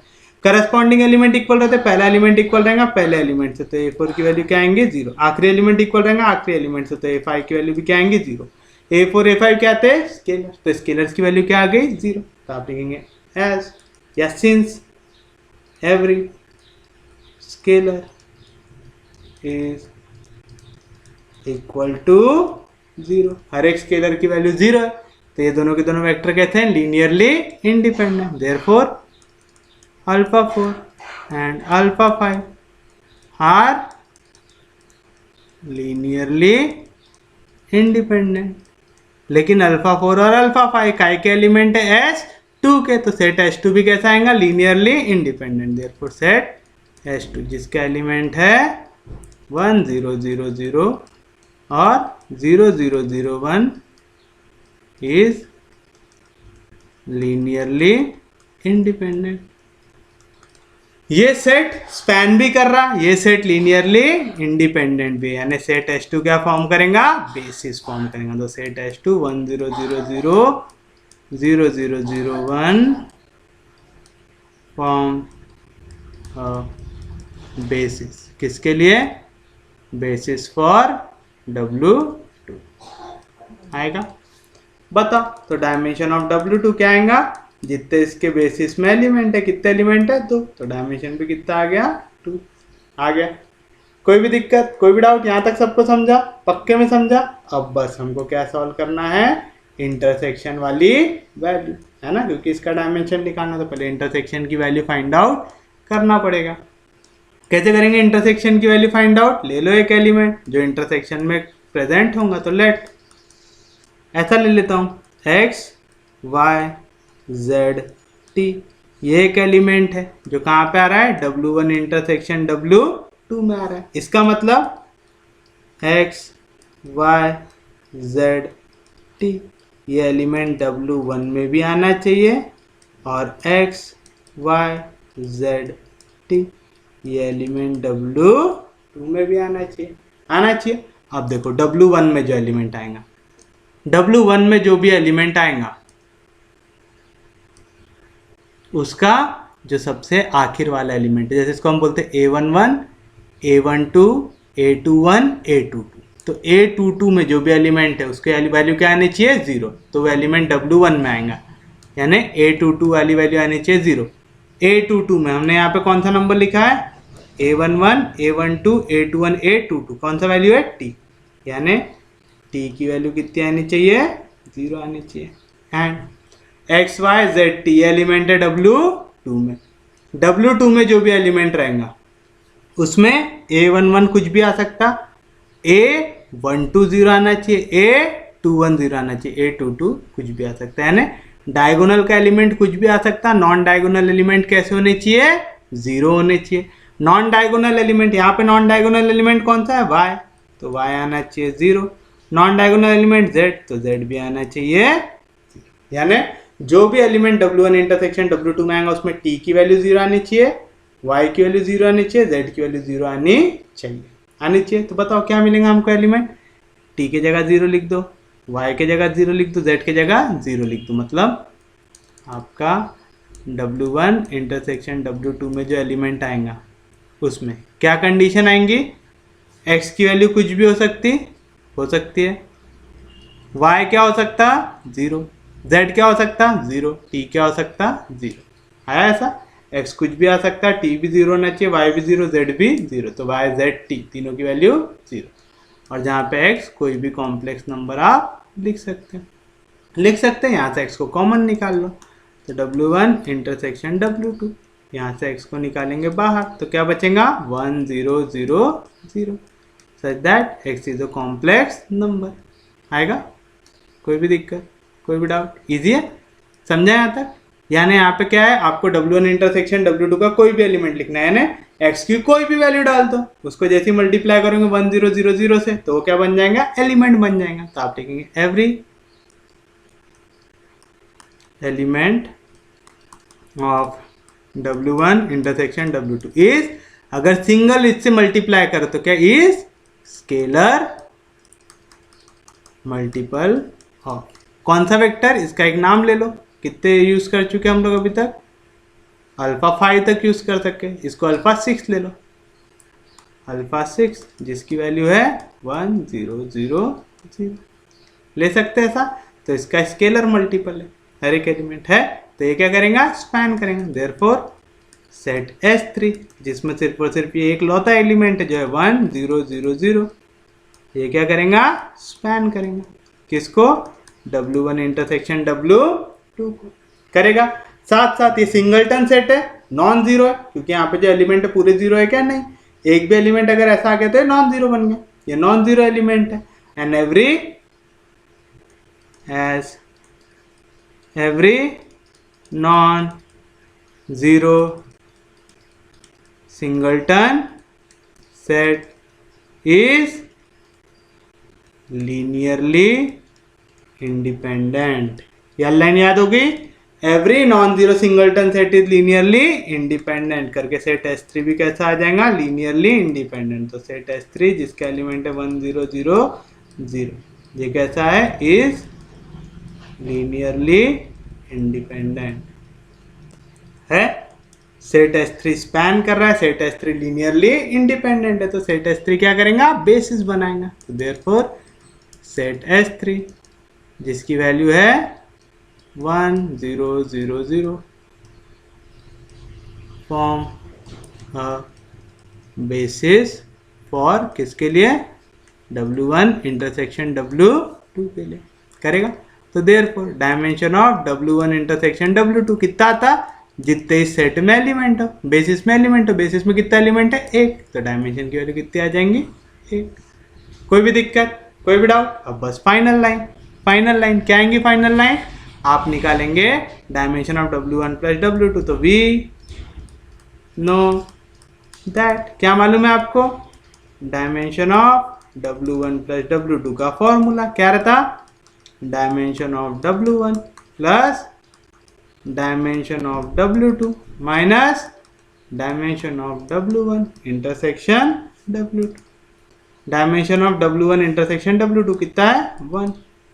डायमेंशन ऑफ W2 का डायमेंशन कितना है, हमने अभी निकाला था 2। डायमेंशन ऑफ W1 कितना है, डायमेंशन 3, तो आएगा 3 प्लस 2 माइनस 1, तो 3 प्लस 2 माइनस 1, तो 3 में से 1 गया, 2 प्लस 2 4, यानी dimension of W1 plus W2 कितनी आ गई वैल्यू 4। उम्मीद है समझ रहा हूँगा, क्वेश्चन इजी है, समझ रहे, बस एक मेथड अगर आपको आ जाए, वही चीज़ बार बार लिखते जाना है और आंसर निकालते जाना है, कुछ भी नया कुछ करना है क्या यहाँ पे। तो जिनको भी डायमेंशन, आपको बेसिस अच्छे से समझा है तो उनके लिए डायमेंशन निकालना ईजी है। फिर डायमेंशन में कोई भी दिक्कत आएंगी क्या, आपको नहीं आएंगी।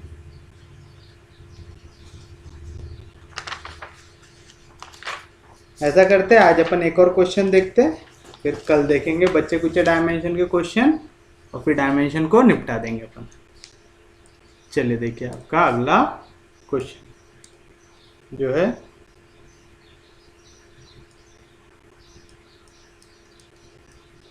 If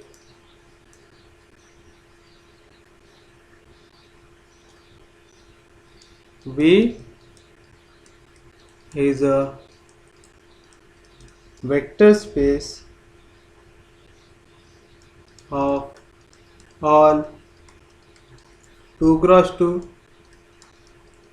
matrices over field of complex number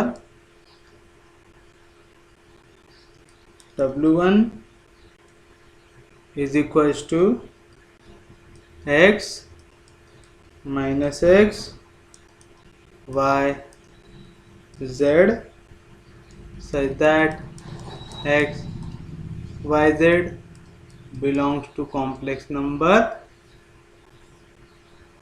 W2 is equals to x y minus z where xyz belongs to complex number,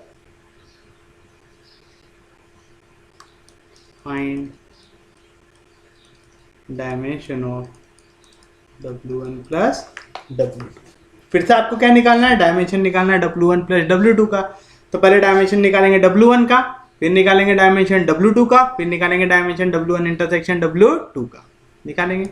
तो चलिए शुरुआत करते हैं हमारे पहले टॉपिक से। तो सॉल्यूशन, पहला W1 की बारी, हियर W1 क्या दिया हुआ है जी, W1 आपको x minus x y z, जहाँ पे x y z कौन से नंबर है, कॉम्प्लेक्स नंबर है। चलो x दिख रहा है, y दिख रहा है, z दिख रहा है, इनको टुकड़ों में तोड़ दो, x एक साथ, y एक साथ, z एक साथ।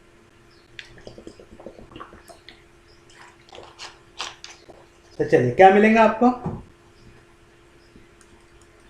W1 इज इक्वल टू, पहले पूरा x एक साथ, तो क्या आएगा x माइनस एक्स, बाकी पूरे कोऑर्डिनेट 0, फिर पूरा y एक साथ, बाकी पूरे कोऑर्डिनेट 0, सिर्फ और सिर्फ y को लिखो, फिर पूरा z एक साथ, बाकी पूरे कोऑर्डिनेट 0 और फिर z लिखो, such that x y z कौन से नंबर है, कॉम्प्लेक्स नंबर। फिर यहाँ से x को बाहर निकालो तो W1 की वैल्यू क्या आएंगे, x यहाँ से बाहर निकला तो क्या आएगा 1 माइनस 1 0 0, प्लस यहाँ से y बाहर आएगा तो क्या मिलेगा 0 0 1 0, प्लस यहाँ से z बाहर आएगा क्या मिलेगा 0 0 0, such that x y z belongs to complex number आएगा। यानी आपको अगर W1 का कोई भी एलिमेंट बनाना है तो 1 माइनस 1 0 0, इस एलिमेंट को एक किसी से मल्टीप्लाई करो, प्लस 0 0 1 0, इसको कोई एलिमेंट से मल्टीप्लाई करो प्लस 0 0 0 1, इसको कोई स्केलर से मल्टीप्लाई करो, उनको ऐड कर दो तो आपको क्या मिल जाएगा, एलिमेंट ऑफ W1। तो आप लिखेंगे every element of W1 is a linear, ये लीनियर है LINEAR, लीनियर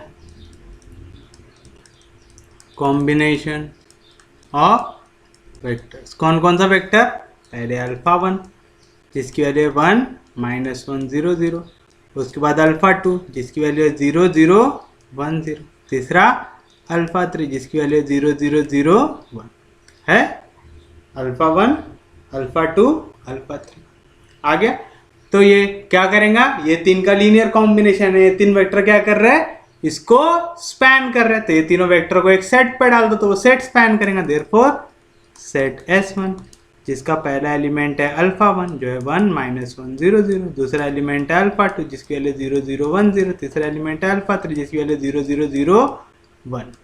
ये क्या करेगा, स्पैन करेगा किसको, जिसके एलिमेंट बना रहे, किसके एलिमेंट बना रहे, W1 के, तो स्पैन करेगा W1 को। अब दिखा दो कैसे लीनियरली इंडिपेंडेंट है, तो कंसिडर पहले इसको A से मल्टीप्लाई कर दो तो A इंटू पहला वेक्टर, पहले लिख लेते अच्छे से, A1 alpha 1 plus A2 alpha 2 plus A3 alpha 3 is equal to 0, where A1 A2 A3 ये कैसे हैं, R स्केलर है जो कि इसको बिलोंग कर रहे हैं कॉम्प्लेक्स नंबर कर रहे, तो आएगा A1 अल्फा 1 की वैल्यू क्या दी हुई है 1 -1 0 0 प्लस A2 अल्फा 2 की वैल्यू क्या दी है 0 0 1 0 प्लस A3 अल्फा 3 क्या दिया हुआ है 0 0 0 1 इज इक्वल टू 0 मैट्रिक्स, यानी पहला भी एलिमेंट 0 आखिरी एलिमेंट तक हर एक एलिमेंट 0। तो चलिए क्या मिलेगा, A1 1 जा A1, A2 0 0, A3 0 जा 0, तो आएगा A1 इंटू -1 -A1, यहाँ पे 0 यहाँ पे 0, कुछ भी चेंज होगा क्या, नहीं, A1 0 जा 0, A2 1 जा A2, फिर A3 0 जा 0, A1 0 जा 0, A2 0 जा 0, A3 1 जा A3 इज इक्वल टू 0 0 0 0, यानी पहला एलिमेंट इक्वल रहेगा पहले एलिमेंट से, तो A1 की वैल्यू 0, दूसरा एलिमेंट इक्वल रहेगा दूसरे एलिमेंट से, तो -A1 की वैल्यू 0, तीसरा एलिमेंट रहेगा तीसरे से, तो A2 की वैल्यू 0, चौथा एलिमेंट इक्वल रहेगा चौथे से, तो A3 की वैल्यू 0, यानी A1 भी 0 है, A2 भी 0 है, A3 भी 0 है। A1 A2 A3 क्या है, स्केलर है, तो हर एक स्केलर की वैल्यू कैसी है 0, तो आप देंगे as every scalar is equal to 0, क्योंकि हर एक स्केलर की वैल्यू 0 है, तो ये जो वेक्टर्स है कैसे हैं, लीनियरली इंडिपेंडेंट है, देयरफॉर द वेक्टर्स कौन कौन से, अल्फा 1 अल्फा 2 अल्फा 3, ये तीनों के तीनों वेक्टर कैसे हैं, आर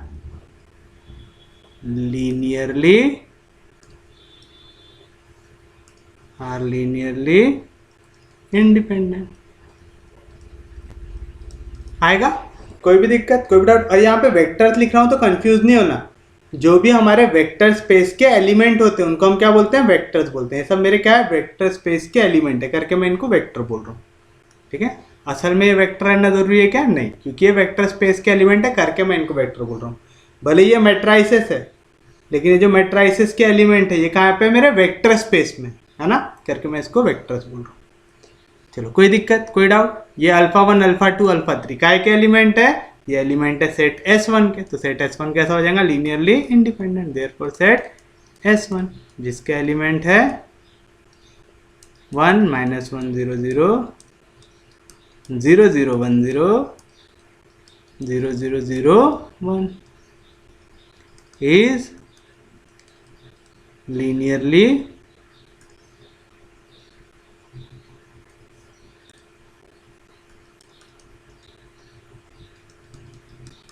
इंडिपेंडेंट। आएगा सेट S1 स्पैन कर रहा है, सेट S1 लीनियरली इंडिपेंडेंट है, स्पैन प्लस लीनियर इंडिपेंडेंस क्या फॉर्म करेगा, बेसिस। तो देयरफॉर सेट S1 जिसके एलिमेंट है 1 -1 0 0 0 0 1 0 0 0 0 1, ये क्या फॉर्म करेगा, फॉर्म बेसिस ऑफ W1 करेगा। तो बताओ डायमेंशन ऑफ W1 कितना आएगा, डायमेंशन ऑफ W1 रहेगा उसके बेसिस में कितने एलिमेंट है, कितने एलिमेंट है उसके बेसिस में 3, तो उसका डायमेंशन कितना आ जाएगा 3। कोई भी दिक्कत, कोई भी डाउट, उम्मीद है यहाँ तक आप सबको समझ में आया होगा। सेम चीज अब किसके लिए करेंगे, W2 के लिए। तो ऑल्सो W2 नाम का जीव जंतु किस तरीके का दिखता है, x y minus z z,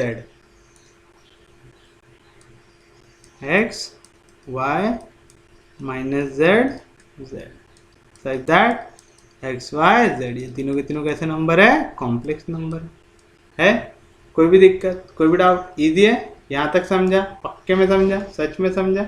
चलिए अब क्या करेंगे, इसको भी टुकड़ों में तोड़ेंगे।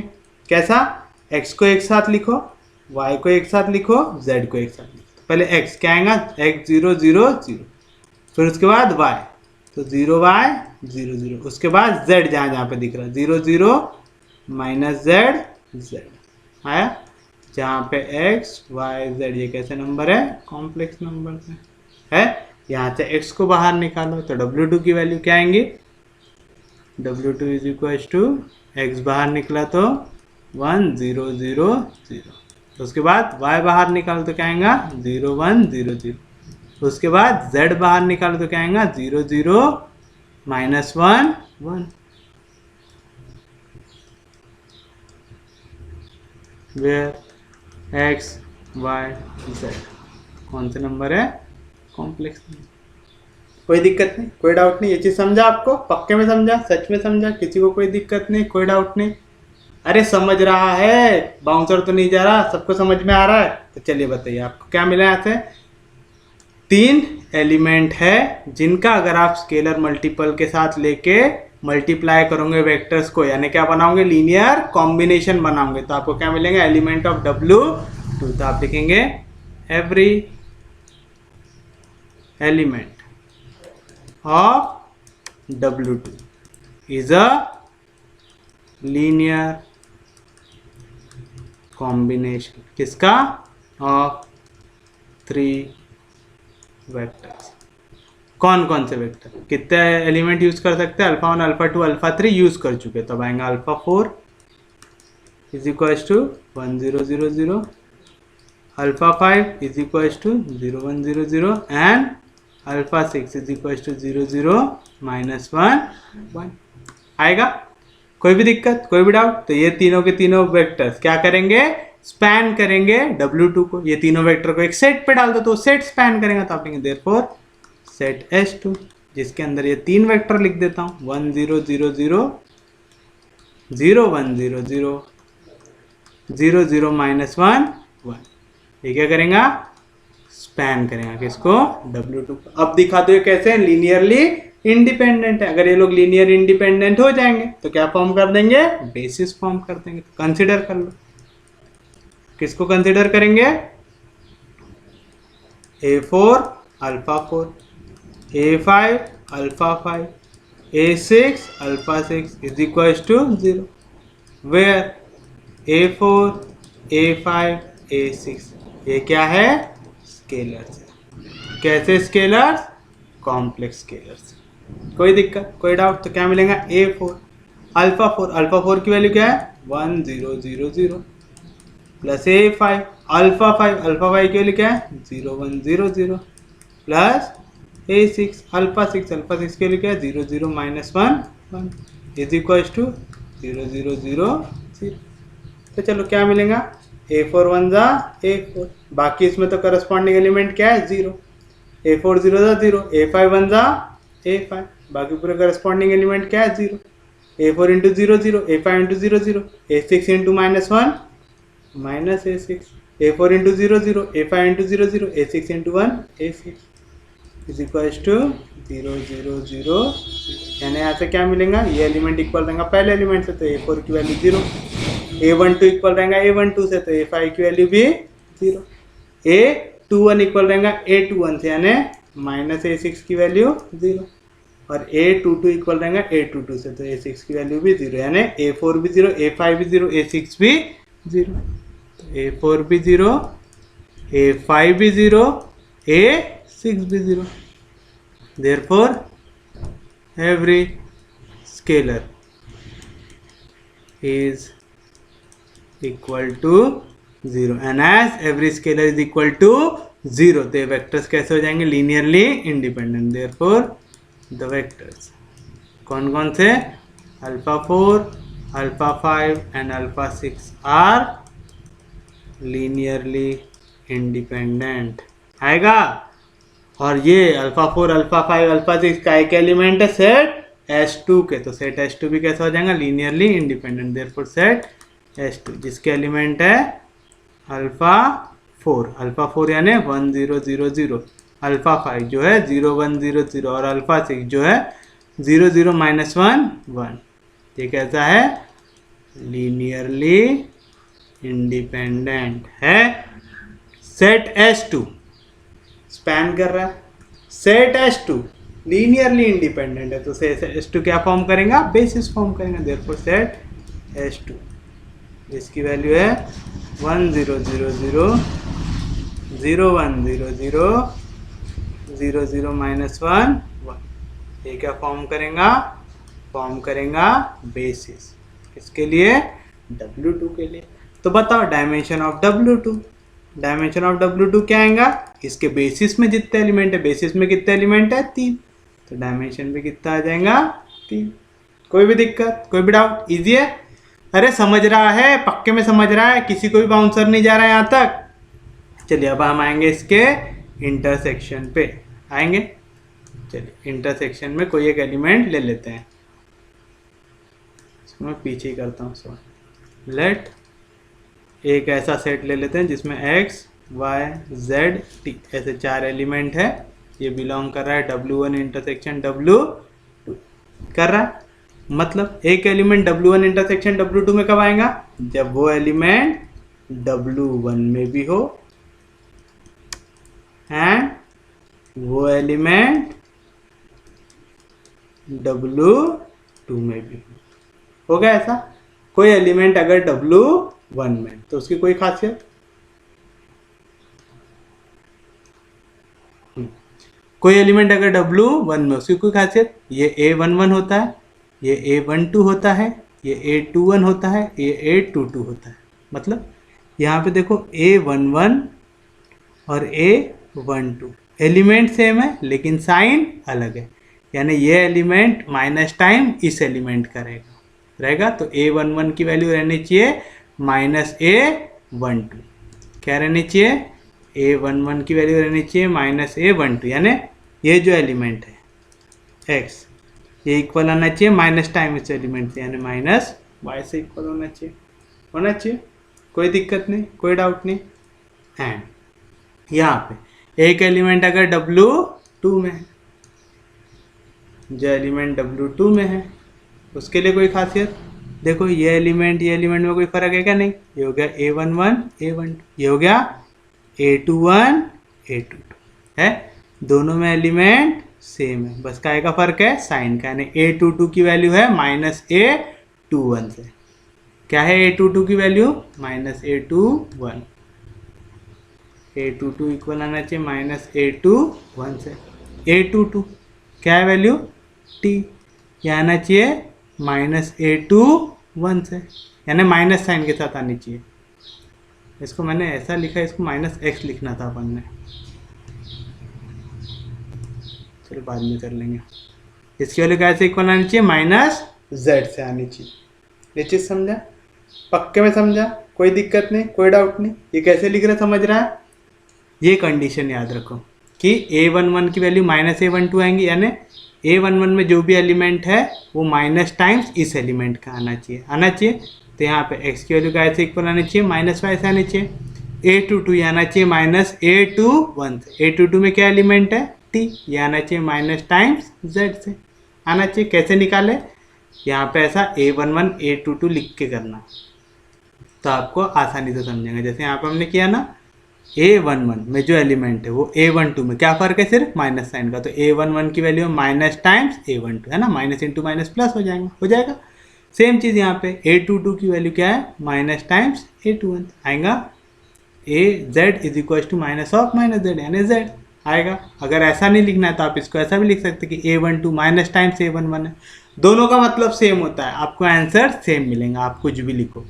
बस याद रखना दोनों के बीच में काय का फर्क आना चाहिए, माइनस साइन का फर्क आना चाहिए। काय का फर्क आना चाहिए, माइनस साइन का फर्क आना चाहिए। यानी ये मेरा W1 इंटरसेक्शन W2 का एलिमेंट बनेगा, क्या बनेगा, पहले तो x की जगह क्या आना चाहिए, माइनस वाई आना चाहिए, तो आ गया माइनस वाई। वाई की जगह कुछ भी निकाला क्या हमने, नहीं निकाला, तो आ गया वाई। z की जगह कुछ भी रिलेशन निकाला क्या, नहीं निकाला, तो आ गया z। t की जगह कोई रिलेशन निकाला क्या, हाँ t की जगह क्या लिखा, माइनस z, तो आ गया माइनस z। आ गया, कोई भी दिक्कत, कोई भी डाउट, जहाँ पे y और z बिलोंग्स करता है कॉम्प्लेक्स नंबर, करता है, कोई भी दिक्कत नहीं, कोई भी डाउट नहीं। अगर ऐसे में डाउट आ रहा है, ऐसे में कुछ भी कंफ्यूजन आ रहा है, तो आप इसी को ऐसा भी लिख सकते हैं, ठीक है, इसी को आप चेंज करके भी लिख सकते हैं। कैसा, अगर मेरे को जहाँ पे यहाँ पे माइनस साइन दिख रहा है वहीं पे माइनस साइन दिखाना है, तो मैं क्या लिख सकता हूँ, देखो यहाँ पे जो भी प्लस में एलिमेंट है उसी को माइनस में करके यहाँ पे लिखना है, करना है। तो यहाँ पे जो भी प्लस में एलिमेंट है उसको यहाँ पे माइनस में करके लिखना है, यानी y की जगह मैं क्या लिख दूंगा, माइनस एक्स लिख दूंगा। एंड सेम चीज यहाँ पे देखो क्या बोल रहा है, यहाँ पे जो भी एलिमेंट है उसको माइनस करके यहाँ पे लिखना है। तो मैं क्या करूँगा, यहाँ पे जो भी एलिमेंट रहा माइनस करके यहाँ पे लिख दूंगा। तो यहाँ पे मेरा कौन सा एलिमेंट दिख रहा है, यहाँ पे मेरा एलिमेंट दिख रहा है t, तो t को यहाँ पे माइनस करके लिख दूंगा, यानी z की जगह लिख दूंगा माइनस t। देखो तो उस केस में क्या बनेगा मेरा element, W1 intersection W2।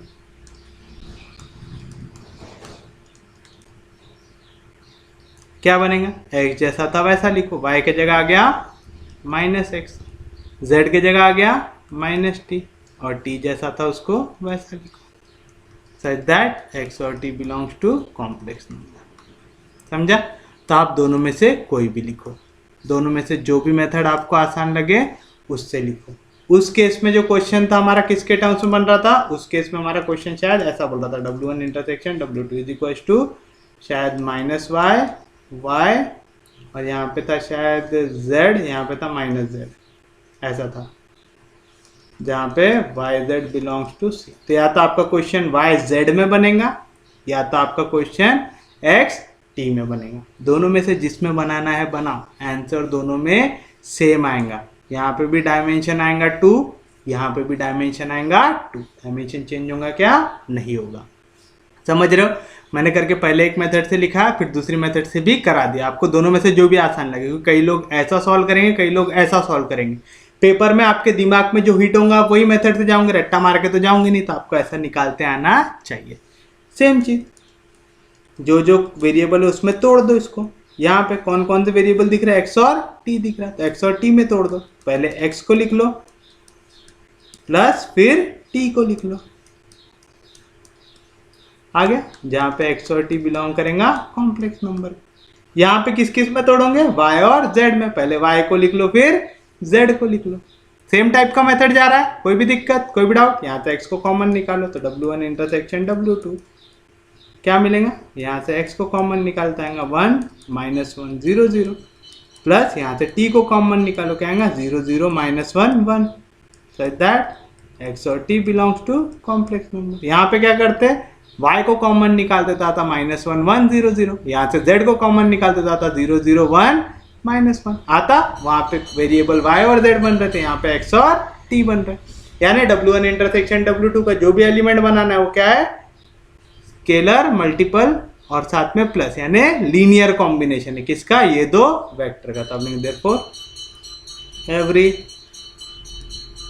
Element of W1 intersection W2 is a linear combination of two vectors, two vectors y और z लेते तो वेक्टर क्या आते हैं, -1 1 0 0 0 0 1 -1। यहाँ पे क्या आ रहे वेक्टर 1 -1 0 0 0 0 -1 1, बस ये फर्क है, और कुछ भी फर्क आएगा क्या, नहीं, पूरा आंसर सेम आएगा। चलिए तो क्या मिलेगा, कितने यूज कर चुके अभी तक हम लोग, अल्फा 6 तक यूज कर सके, तो अल्फा 7 और अल्फा 8 ले लो। अल्फा 7 1 -1 0 0 अल्फा 8 जो है 0 0 -1 1। आ गया, कोई दिक्कत नहीं, कोई डाउट नहीं।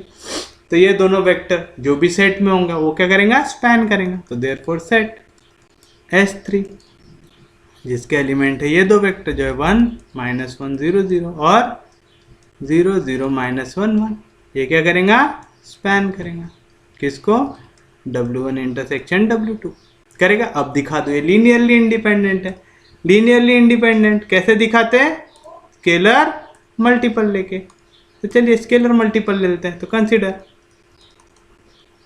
किसको कंसीडर करेंगे, वेरिएबल ले लो, A7 alpha 7 plus A8 alpha 8 is equal to 0, where A7 A8 ये क्या है, स्केलर्स है जो किसको बिलोंग कर रहे हैं, कॉम्प्लेक्स नंबर। तो आएगा A7 अल्फा 7 की वैल्यू 1 -1 0 0 प्लस A8 अल्फा 8 की value 0 0 -1 1 is equal to 0 matrix 0 0 0 0। तो क्या मिलेगा, A7 1 A7 प्लस 8 इंटू 0 0, तो आ गया A7 into -1 -A7 plus 0 -A7 0 into A7 0, 8 into 1 -1 कितना आएगा, -8 A7 into 0 0 plus 8 into 1 A8 is equal to 0 0 0 0, यानी पहला एलिमेंट इक्वल रहेगा पहले से, तो A7 भी 0, दूसरा एलिमेंट रहेगा दूसरे, तो -A7 की भी वैल्यू 0, तीसरा एलिमेंट इक्वल रहेगा तीसरे से, तो -A8 भी 0 और A22 इक्वल रहेगा A22 से, तो A8 की वैल्यू भी 0, यानी A7 भी 0 आ गया हमारा, A8 भी 0 आ गया। A7 A8 क्या है, स्केलर्स है, तो आप लिखेंगे as all scalars are equal to 0। हर एक स्केलर की वैल्यू कितनी आ रही, 0 आ रही। देयरफॉर जो भी आपके वेक्टर्स है, कौन कौन से वेक्टर है, alpha 7 and alpha 8, alpha 7 and alpha 8 are linearly independent. तो अगर अल्फा 7 और अल्फा 8 लीनियरली इंडिपेंडेंट है, तो ये जो सेट में है वो सेट भी कैसा रहेगा, लीनियरली इंडिपेंडेंट। तो सेट S3 जिसका एलिमेंट है अल्फा 7 यानी 1 -1 0 0, अल्फा 8 जिसकी वैल्यू 0 0 -1 1, ये भी कैसा हो जाएगा, लीनियरली इंडिपेंडेंट हो जाएगा। होगा, कोई भी दिक्कत, कोई भी डाउट तो बताइए। क्या मिला यहाँ पे आपको, सेट S3 क्या कर रहा है, स्पैन कर रहा है W1 इंटरसेक्शन W2 को, साथ साथ लीनियरली इंडिपेंडेंट है, यानी सेट S3 ये फॉर्म करेगा बेसिस किसका, W1 इंटरसेक्शन W2 का। Set S3 form basis of किसका, W1 इंटरसेक्शन W2। तो बताओ dimension of W1 intersection W2 कितना आएगा, जिसके इसके बेसिस में एलिमेंट है, कितने एलिमेंट है बेसिस में, 2, तो डायमेंशन की वैल्यू भी कितनी आ जाएंगे, 2। कोई भी दिक्कत, कोई भी डाउट, यहाँ तक समझा, पक्के में समझा, इजी है, सबको समझ रहा, पक्के में समझ रहा। चलिए वी नो दैट, क्या मालूम है आपको, dimension of W1 plus W2 कैसे निकालते हैं, डायमेंशन ऑफ W1 में हम ऐड करेंगे डायमेंशन ऑफ W2 को और उसको सब्ट्रैक्ट कर देंगे dimension of W1 intersection W2 से। डायमेंशन ऑफ W1 का डायमेंशन कितना निकाला आपने, डायमेंशन ऑफ W2 3 है, W1 का भी डायमेंशन 3 है, तो 3 प्लस 3 माइनस 2 आएगा, 3 प्लस 3 माइनस 2, 3 में से 2 गया 1, 1 प्लस 3 4, तो W1 प्लस W2 का डायमेंशन कितना आ गया, 4। तो उम्मीद है आप लोगों को लेक्चर समझ में आऊंगा। अगर आप लोगों को लेक्चर समझ में आ रहा तो प्लीज़ चैनल को सब्सक्राइब कीजिए, वीडियो को शेयर करते जाइए, लाइक करते जाइए। आपको अगर कुछ भी चीज़ ऐसा लगता है, कोई डाउट है या तो फिर कुछ ऐसा है कि अच्छे से और किस तरीके से हम पढ़ा सकते हैं, कोई क्वेश्चन नहीं समझ में आए, तो आप कमेंट करके बता सकते हैं। तो चलिए हम लोग मिलेंगे कल, तब तक के लिए take care, have a nice day. सबसे इंपॉर्टेंट चीज़ पढ़ते रहिए। तो चलिए हम लोग मिलेंगे कल, तब तक के लिए take care, have a nice day.